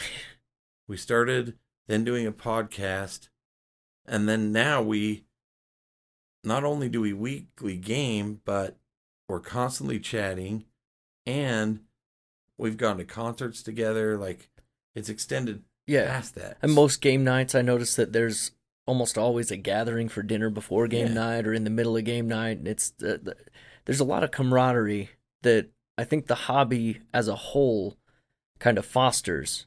And that's one thing that I think that has kept me interested in the hobby for 6 years. Like I said, I get really bored with things. I mean, aside from playing the guitar since I was 13, I can't think of anything outside of gaming that I've stayed this interested in for this amount of time, which is awesome for me.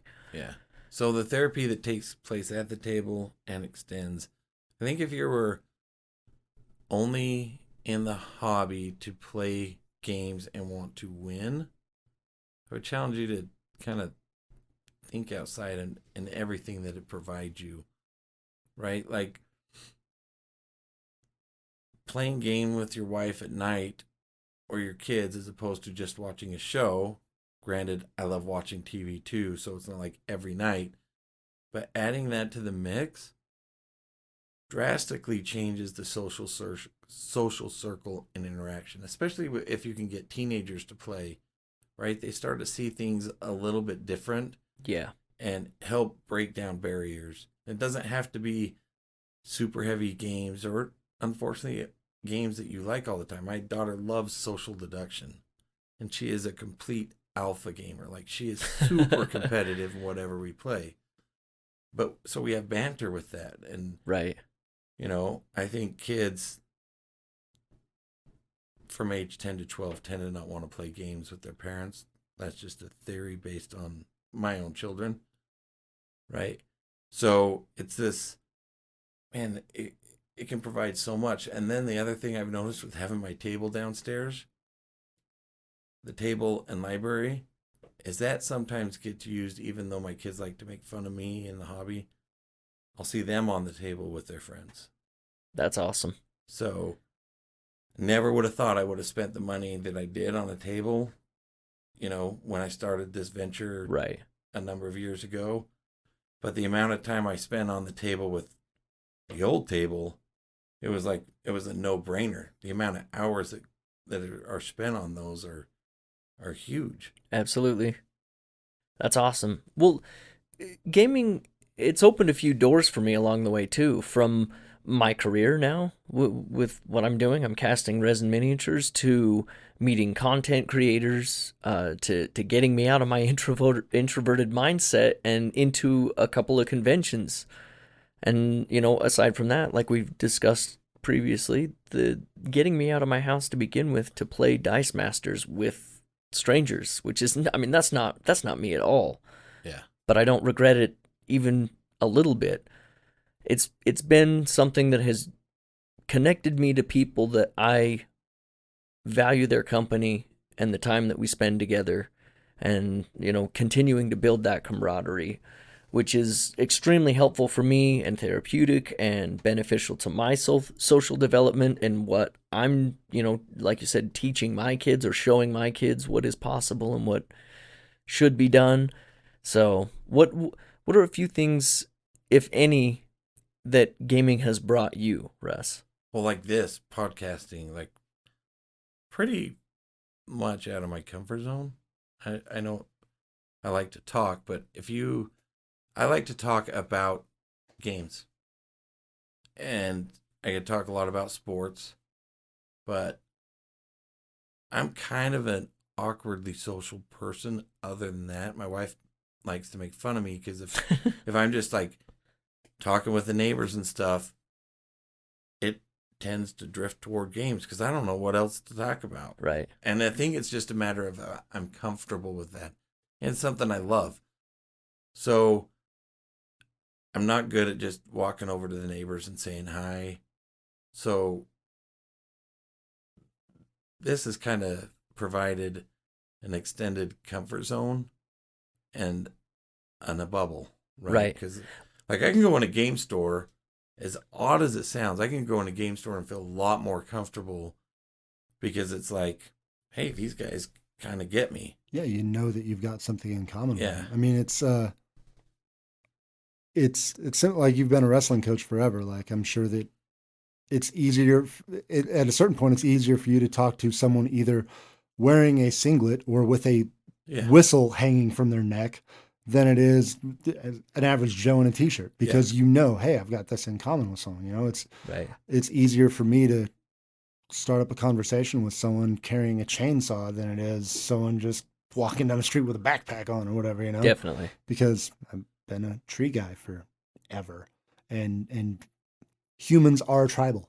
We have tribes. We are naturally, and generally your tribe is a blend of your family, your professional life, and your social life. And gamers are my social life. That is definitely part of my tribe. And I I'm similar, I'm socially awkward, but in like a different way. It's not like I get social anxiety. It's most of the time I don't necessarily want to be bothered, and I assume that for everyone else. Yeah. Like the biggest thing. So I mean, we've me and Russ have been on a couple of podcasts before, and I know that you've had a podcast or Yeah. two or a handful or whatever before we started this one. Um, the biggest thing for me, it wasn't like, so I'm just going to sit down and we're going to have a recorded conversation. That part's fine. The hard thing for me is, who cares? Like, like who cares what I have to say? Who cares about my opinion? And like getting over that, to some degree, it's a constant battle. But like, I can appreciate that. we had a pretty successful Dice Masters podcast, and Yeah. we were genuinely figures in the worldwide community of that game, which I mean was a total of maybe 1,000 people. It wasn't a big game. I mean, and I mean, there's a lot more people that played it that were never into it enough to like listen to our podcast or Sure. anything like that. But like as far as the Facebook pages and the Reddit and all of that, like every one of us. There was what, 6 of us that were in that group as kind of rotating hosts and stuff. We were genuinely like figures in that group, and I was like, I have an audience. Yeah. What? Like, people would make references to like talk. I would make a comment on like a Dice Masters group, and they'd be like, "Oh yeah, I liked what you said on this episode," and I'm like, "You can pick me out by my name. Like, there's nothing like on my profile that says that I'm part of this group. For sure. It's like you just know me because that tripped me out. Identifiability Like, through interest. yeah, like that. I mean, just the tiniest little morsel of celebrity, and I was like, "What? People know me?" Like and that was a trip for me. And yeah, like it's very much a way of socializing. Was it last week or the week before, whatever, when there was the Euro League. I sat down at a table. I showed up with Alex and Ben and Derek, who is Alex's buddy that I've met a couple of times. Like we essentially showed up as a team, but they immediately set you at tables with other people. Like I sat down to play Terraforming Mars with 3 dudes that I didn't know at all. I'd never met. And because it's a game, and because it's a game that we all kind of know, and because we're all there to play the game, and there's that purpose behind it, the conversation just kind of grows from there. I mean, obviously it's centered around the game. I don't know any of those guys' like wife's names or what they do for a living or anything like that. But next time I see him, I'll, hey Fitz, hey Ken, hey Mike, how's it going? Like, you excited for whatever game we're playing this week? Right. And by the end of this Euro League, which is, I mean, it's going to be over 6 months, where we only play once a month, but by the end of the 6 months, maybe it's, hey, we play games like on this day. Maybe like when do you guys play? Maybe start crossover. Maybe that becomes a bigger friend group or another friend group or whatever. It's interesting in this hobby, and if you're not on social media, I totally get it. But it fascinates me how I consider I have friends that I've never met that I've discussed the hobby quite a bit with on social media, right? And I've actually met up with some when I've gone to Chicago for work and played at a game store there. And the fact that, I have a trip coming up to Chicago this weekend. I don't know if my schedule's going to allow, but it's like, hey, if I'm bored, I'm going to head over to the shop. I'll pick up a game with someone. That kind of aspect to the hobby is just so nice, and I don't know if people kind of really understand that. There's huge differences in the gaming hobby, right? You can be a Magic player and be fully involved in that, or a war gamer, or there's all these different things. But the social aspect that the hobby provides, I think, is probably second to none, because you have downtime between turns, you socially discuss, and you use your brains, right? You're always thinking and you're trying to figure out better ways to improve play or whatnot. Right. It's almost like it's part of the meta game. There's almost like a meta social or social meta part of every game where like Yeah. every game's different, even among the same people. Where like we played, say we play Root, and for whatever reason you're having a hard time of it. Maybe you're getting irritated. Maybe you're getting short. You're getting kind of complaining, and that kind of becomes the story of the game as much as what happens on the board. Like I don't, I can't think of a game that I've ever played where, at least with other people, that what was happening off the table didn't affect how I thought of the game. Like I could win, but if everyone at the table is like a bummer, it's going to impact the way that I think of, like, I mean, not just that play, but the game as a whole, and certainly Definitely. that group, where I could lose, but if we're laughing the whole time, I'm like going, man, we need to play this again. I might even like a really good time at the table. It's similar to how I've said I don't trust my instinct. I don't fully trust my instinct on a game when I win. Like in like a reviewer mindset, I don't trust if I win that first game. I don't necessarily trust my first opinion. I also don't fully trust if there was a serious good or bad social component. It's like, hey, this guy was a bummer. He was complaining. Maybe there's other things in his life going on, and he kind of brought it to the table without realizing it. Right. Maybe that's why I didn't like this game.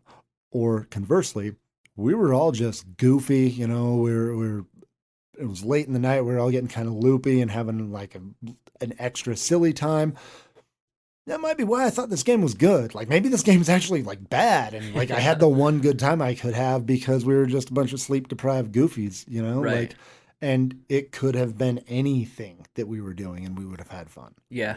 And that's something that I really appreciate about gaming is the table talk itself. I mean, the game itself kind of lubricates conversation in the same way that alcohol can in some social situations.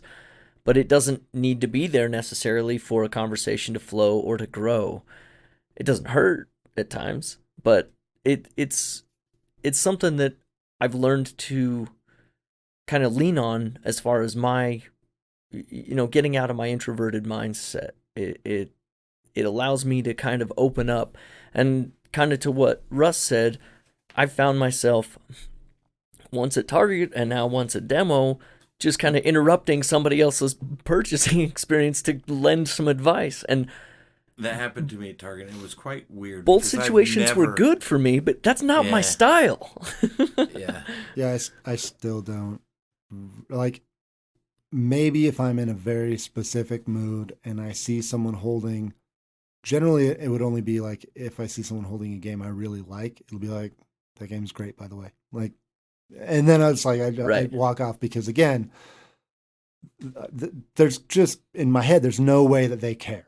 Like they cannot care about some dude walking past and saying that something's good or bad or whatever. Like, and I'm sure that to some degree I'm projecting that because for the most part, like I'm unbothered by most people. Sure. My neighbors, I've had two of my neighbors or three of my neighbors now. I'll kind of go like, start up a conversation about whatever. One of my neighbors is a 49ers fan. Saw that I was wearing a 49ers hat. Starts talking to me. It was like, you've lived here for like 8 months. Wasn't sure about you. You're actually pretty all right. And I'm like, yeah, dude, I just keep to myself, And another neighbor was like fighting with a tree branch that broke in her yard. And I saw her using woefully inadequate, a pair of scissors, woefully inadequate tools. And I just sort of went, let me help you out. I kind of come walking over and I'm like, here, let me help you. And she was like, oh, wow, thanks. Like, you and your wife, you guys just kind of get off work and like go in the house. Don't really socialize. Don't really do much. There's not like people there. And I was like, yeah, we just keep to ourselves. Like we have social lives. We have friends. But yeah, we just don't bug people. We don't it's fine. And Right. every one of the interactions with my neighbors has kind of been like, you're you're actually pretty all right when you start talking. Like you're not like you kind of look angry most of the time. Well, that's You how know, we you feel about you too, Kenneth. You're pretty all right. well, yeah, there's that thing that I like where I'm not a very social person, and I know I have what I've always referred to as angry face because my Yeah. entire life people have Mine is the resting bitch face. yeah. Like people just assume I'm pissed off all the time. All my life, people have been like, "Are you all right? Well, like, what are you so mad Yeah. about?" And I'm like, I'm fine. Like, I'm okay. This is just my face, and it's telling you that I'm mad, and I don't mean for it to do that. What it could have done is discourage you from talking to me, and apparently, it's not doing that either. This makes me You know, wonder like- how much this, keeps us together as far as the three of us and kind of drew us to each other, because I get the same thing. People not all one of you're us is a- intimidating, and it's why? It's because I'm quiet. It's because I'm not revealing everything about how I feel. I mean, but that's awesome. So Well, the other thing it's given me, and I think you could probably relate, Tyler, is I started school as an art teacher. I love art. Painting minis is probably the closest thing that I've ever been able to finish and be like, I like this piece. And Yeah.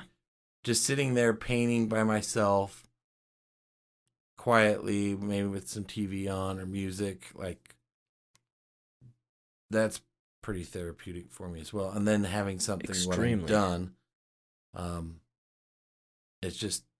it's nice. It's rewarding. Yeah. Yeah, I agree.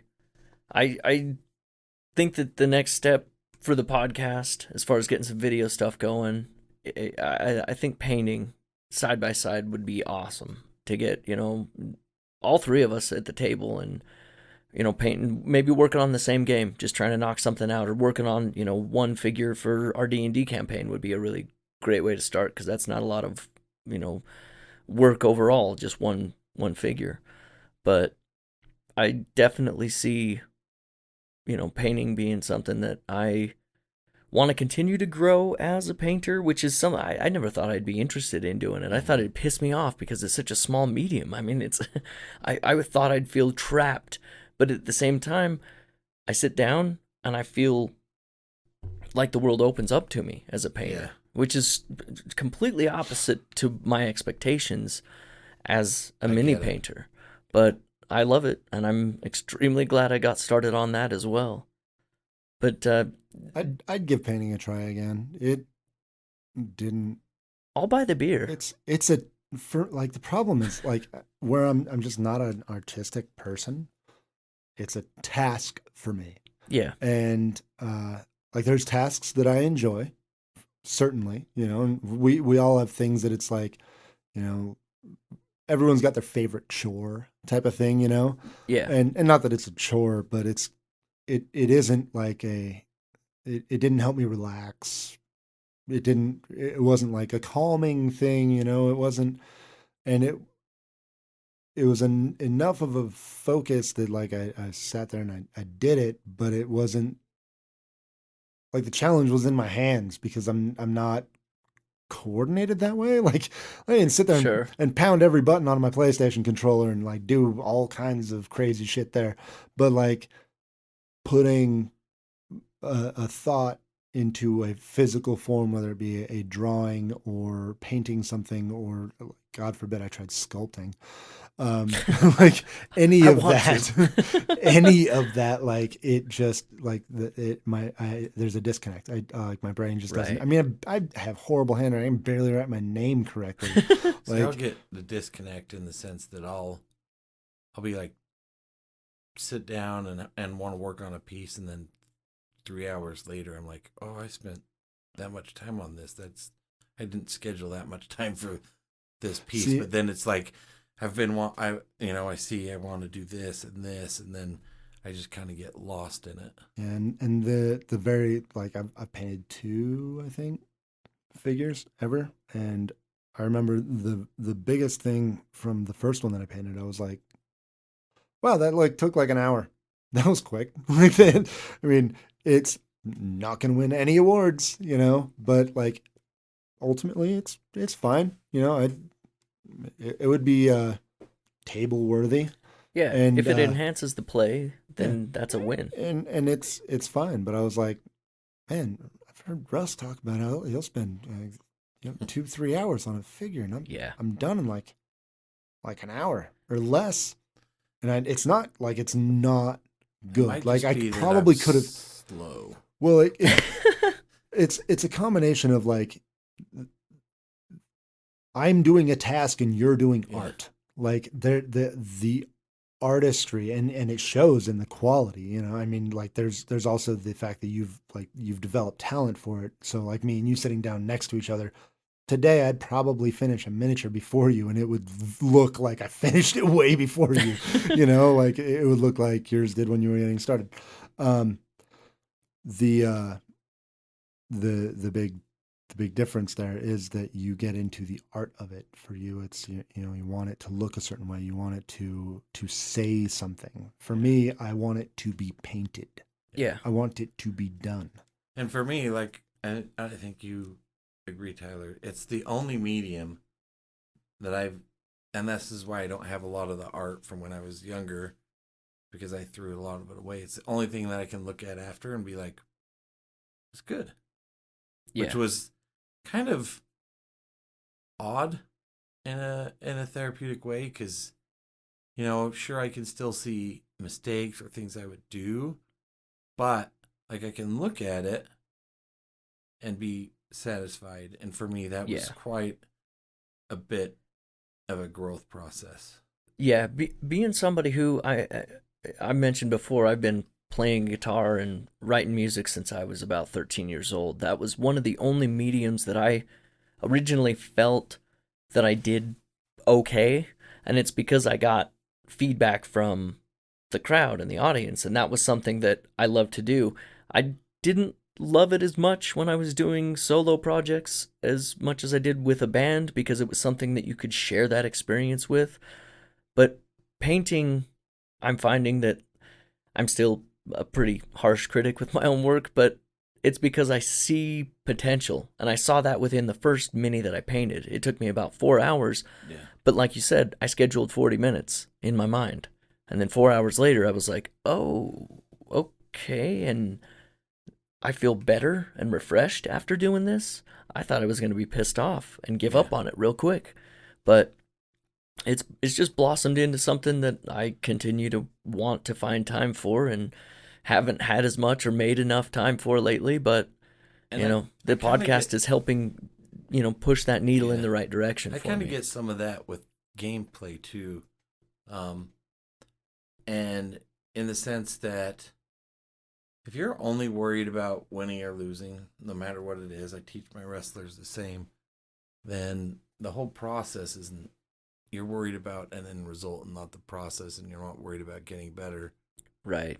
Like I can sit down 2-3 hours at a game, not painting, just playing a game, and just really enjoy it. Sure, I want to win, but if it provides what I'm looking for, granted this is not all plays, because you can have those plays where it's like, oh, it's a slog, I don't like it. Yeah. But where I'm using my brain and I get a combo stuff, because I really enjoy combinations, like anything where I can do this to get this to get this, and kind of feel like I'm intelligent or making intelligent decisions. Right.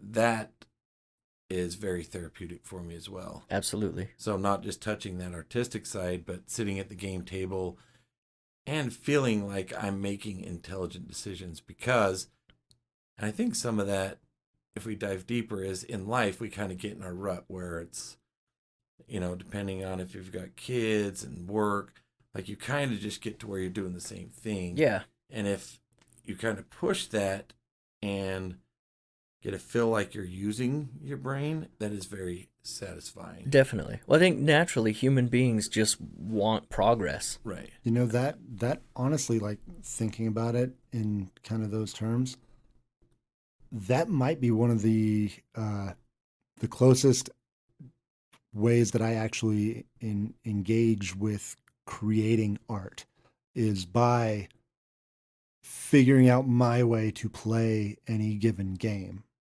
You know, I mean, there's games by the numbers. You know, like there's however many possible opening moves in chess that a chess master would do, and then they kind of know how the game is supposed to play out from there. Yeah, That doesn't interest me. I want to play games where I can play it different. You know, that's part of why I love asymmetric games. Like, yep, not only is everything different and everyone has their own unique set of abilities, but because everything's different, the table's always going to be different, and there's different ways that you can play every faction and different ways that you can react to everything, and you can really make it yours, and you can really put your signature on any given faction in Root or Cthulhu Wars or whatever, and make it yours. And it can be, to me, it can be an art form.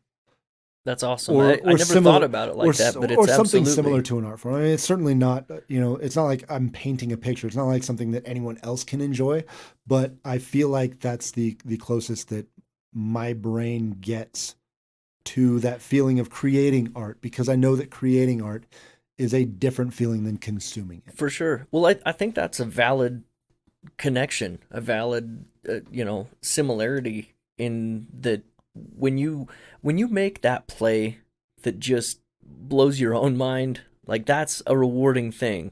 And to be able to do it within the construct of the game that you're playing, you kind of feel like you've unfolded or unlocked that secret room in a video game or whatever. And that Mm-hmm. is an extremely rewarding thing. The same thing goes for when you figure out or develop a brand new technique when you're painting. There's a lot of similarity in that Yeah. rewarding feeling that comes from it. So I Well, can and- see that. I can see that and to an appreciate that. extreme, that's what drew me into Dice Masters, right? I was Yeah, not the good at team just building and doing stuff. the whatever. I never really understood the using the meta team and seeing how good you could do it. You and I would spend hours testing these different theories and trying to come up with these teams. That's what drew me in. It's not a matter of, I mean, yes, the actual play and winning was awesome, but taking 8 different cards and seeing how they could work together based on timing and trigger, that is really what drew me into the hobby. And the board games that I like are those as well, which is why for the most part I like the simple structural games that have many different choices and decisions that could be made along the way, Yeah. where it's more freedom in theory as opposed to prescribed actions and stuff that has to be taken. Right. That's awesome. Well, do you guys have any regrets when it comes to gaming? I mean, aside from not backing Blood Rage all in when it was so cheap, Russ.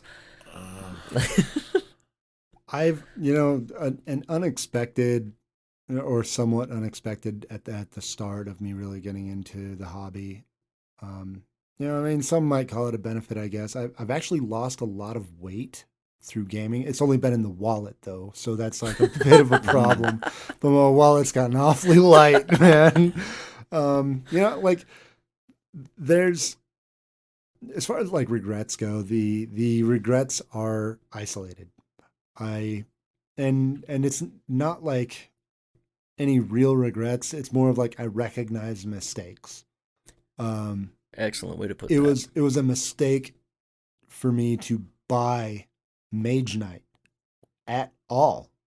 That is like I've played it like once. And part of why I bought it are honestly it's the things that as it turns out, I don't like about it. I heard that it was a super involved, hard, like hard to learn, very complicated game that is kind of just it's difficult in every direction, and it's made by Wiz Kids, so it's not like it's super amazing quality.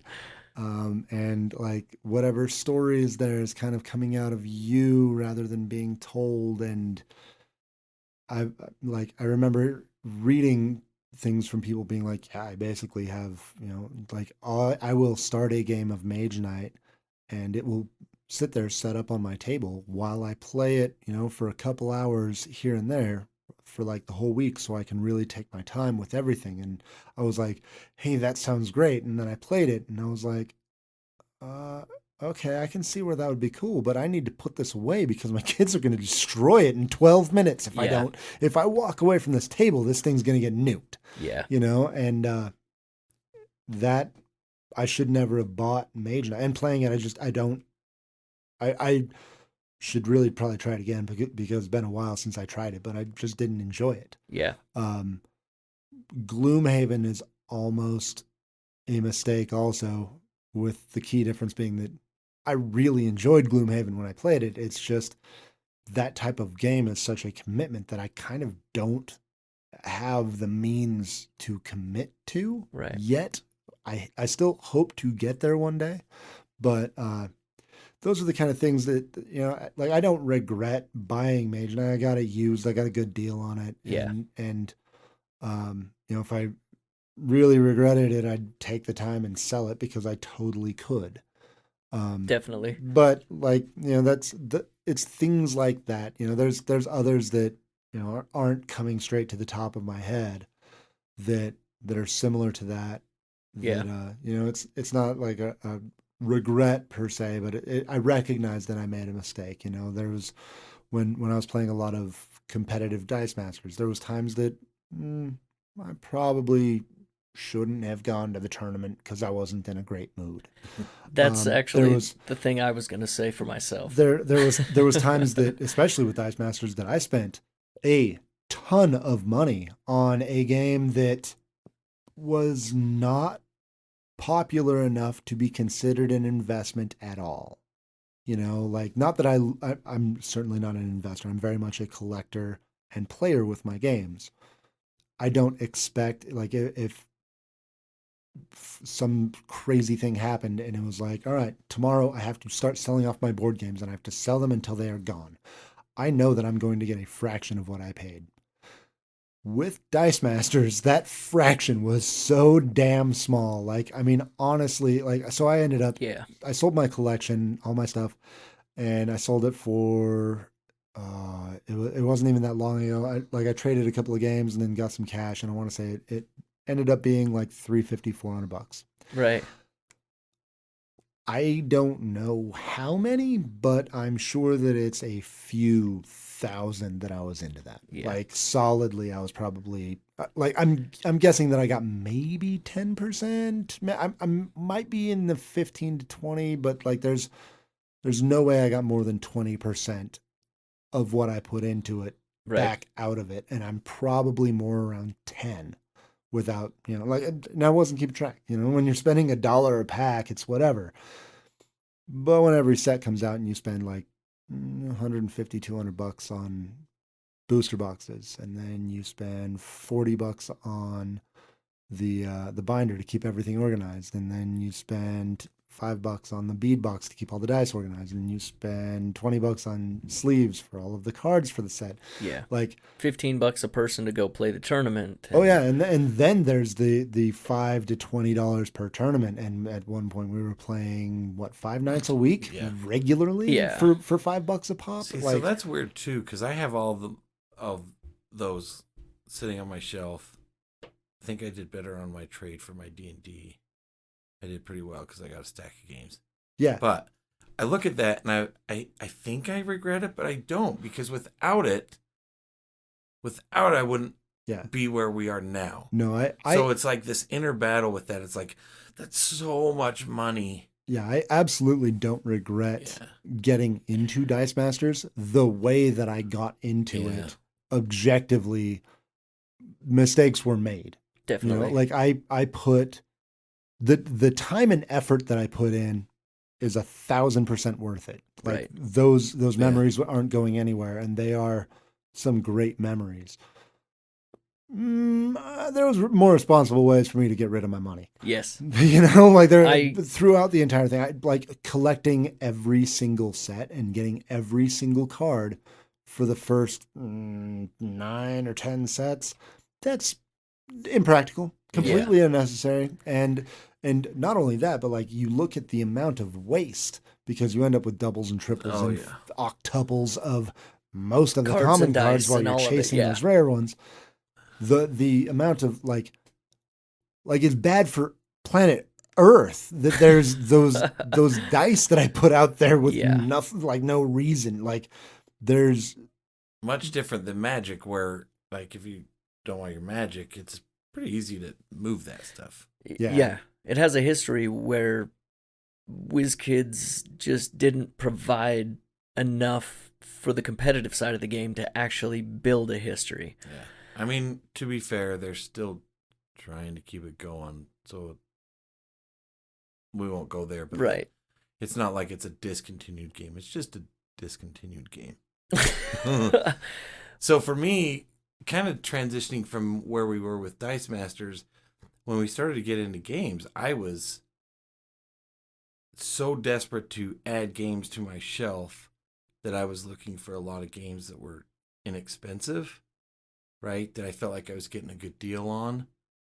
As far as purchase go, that's probably it. Buying those games that are on sale without knowing much about the games. Where now I don't really buy a game unless I've done some research or know about it, or at least know about the mechanics, the designer, the company, something of that nature. Right. So just buying games to have games was kind of a regret. Like, not the best way to jump in. Definitely. See, that's something that I totally did too, and I've mellowed out on it. But that's also something that I do with everything.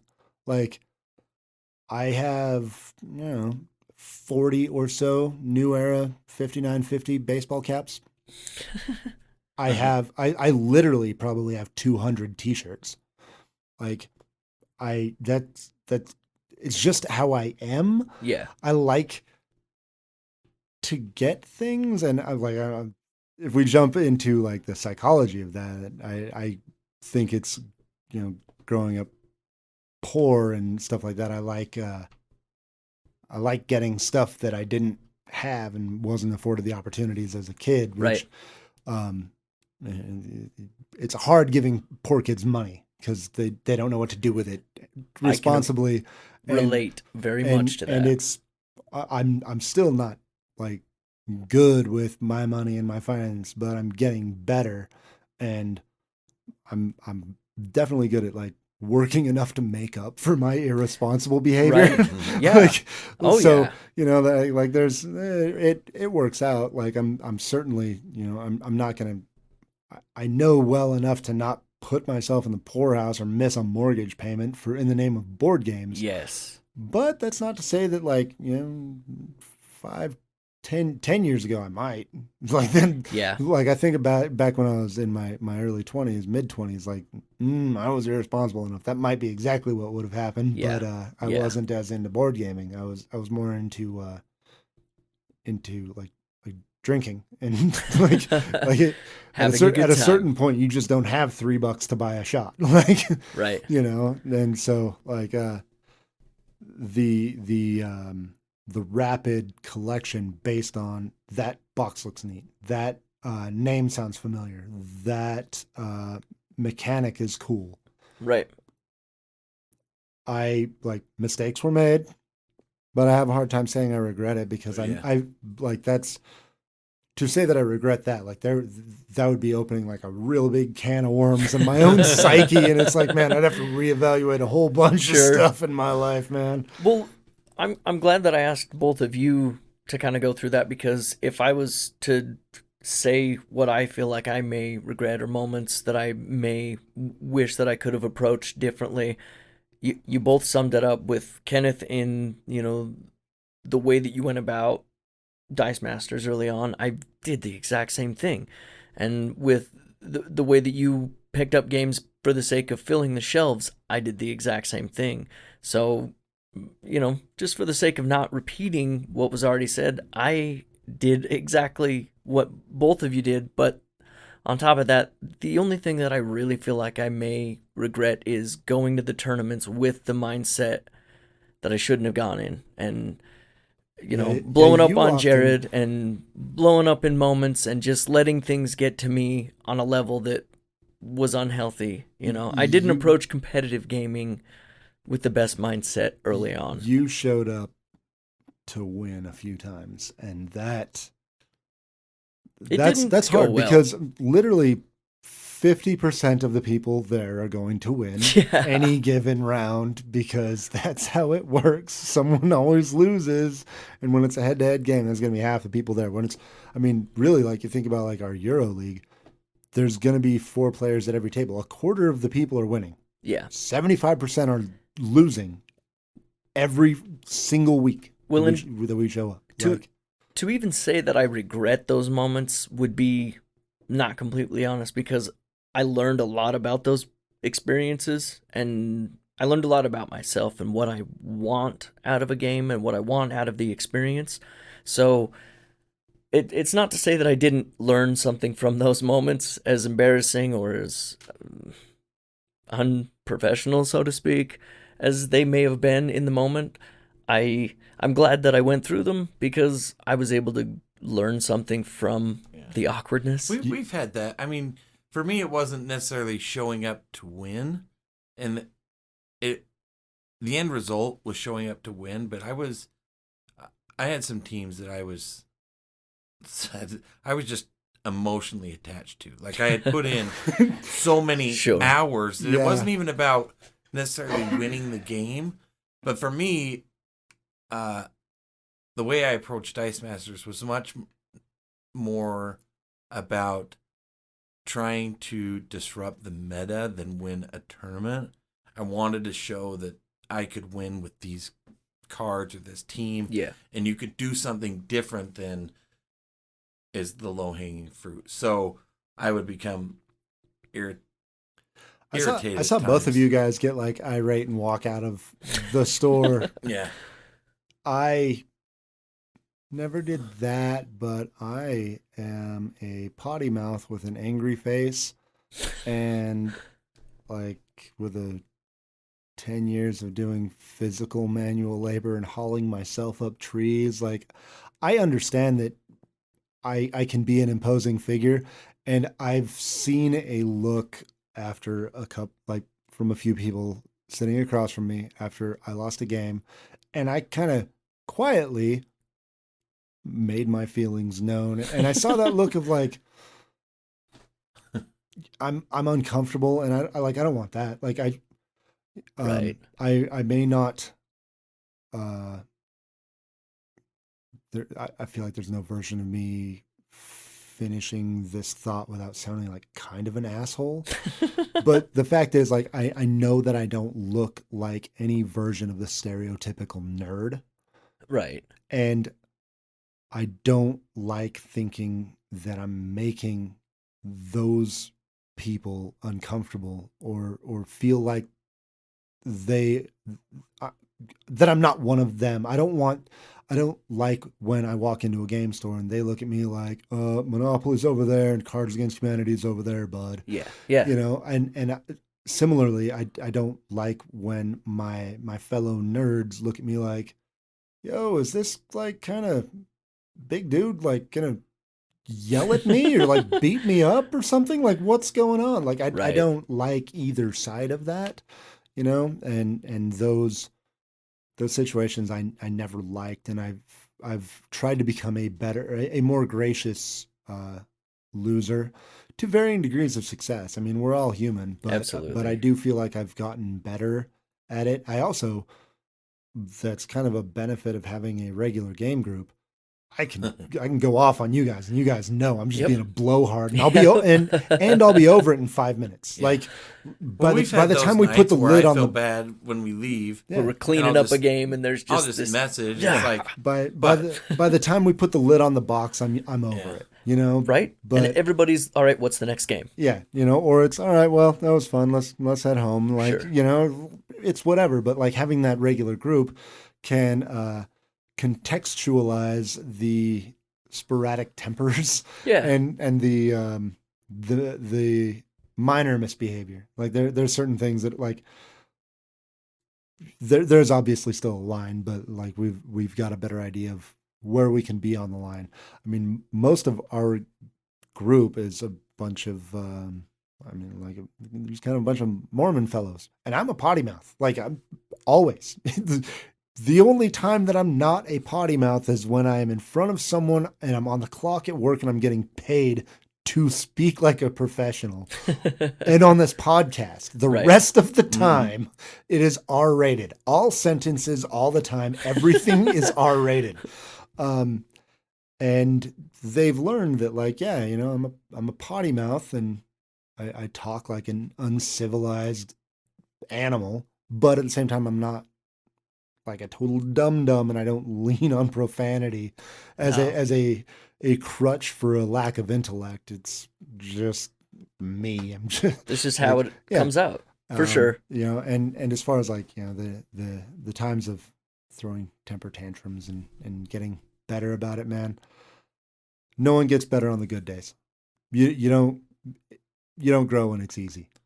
It's those times where you screw up and you go, oh, those are the times that you get better. You know? Absolutely. Like Yeah. That's well put. I will say, to sum up kind of my thoughts around the game table with everything we've talked about, is no matter what kind of day I've had, even if I'm emotional or stressed, if it's Friday night or Saturday night, we have our game group.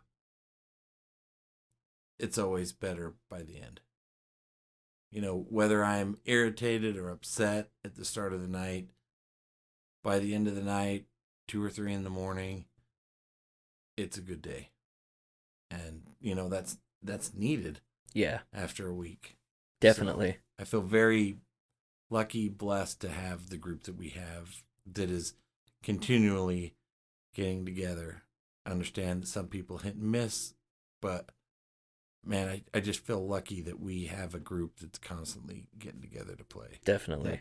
I also really love how we have you know, there's been new faces added, and there's the guys like Ben isn't there every weekend, but when he is, Ben always brings something different to the table, you know, and everyone's, I mean, everyone is different, so they got different brain, different strategy, you know, but it's like Alex is always so busy and often not even in the state that when he can show up for games, it's like, oh, Alex is here. Oh my Right. gosh. Like, you know, and Patrick has become a recent addition to our group, and he's great. Like he's just such a friendly, nice, like Yeah. positive, good vibes at the table kind of guy. And Yeah. again, another person that I cannot think of any scenario in which me and Patrick would have a conversation. Like unless one of us was working at a store, you know, like. Right. But Patrick's super cool, and it's like, yeah, gaming brought us together, and Yeah. there's no other version of me and Patrick hanging out Right. without gaming.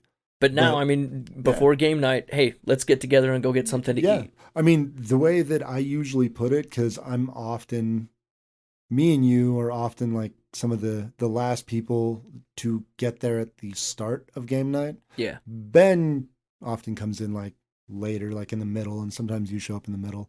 But a lot of the time I'm leaving my house and I'm like, hey, should I stop and get something to eat on my way? Or are we doing dinner family style? Are we Yeah. doing family dinner or what? You Right. know, and that's what it is to me. Like this, It is. you know, I am, I've always been the type that I believe that there's the family you're born with and then the family that you choose. And Yeah. like I have my family that I live with.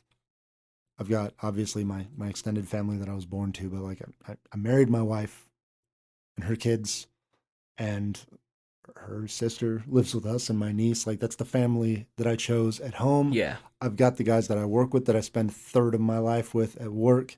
That's Yeah. my work family, and absolutely my gaming group is that's my social family. You Yeah. know, like and like family, we lean on each other with different things. You know, I mean, like there's the best game nights for me are the ones that like I can quietly blow off steam that maybe no one else even realizes I brought to the table. Because hey, without yeah. you guys, I'm not playing the game. You know? Yep. That's awesome. Well, I just want to say thanks to the listeners and to both of you guys for making the hobby itself such a pleasant club to be a part of. I've played more, I've learned more, I've grown more as a gamer, and just simply as a person since we started the podcast last September.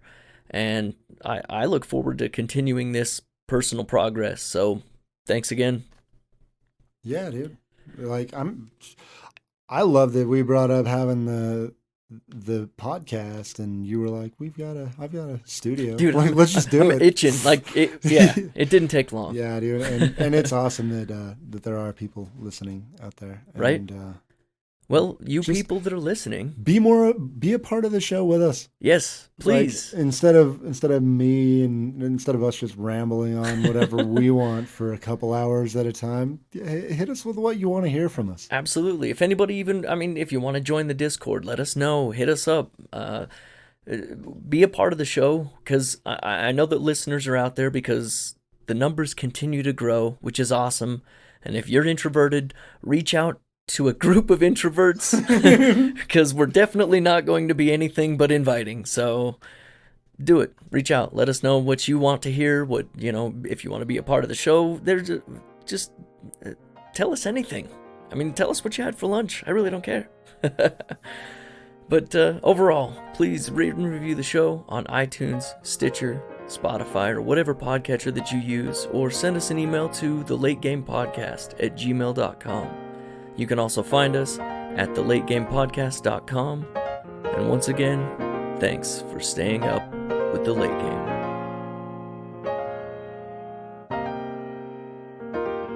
For everyone listening at home, Russ is asleep. And then at that point, Hopefully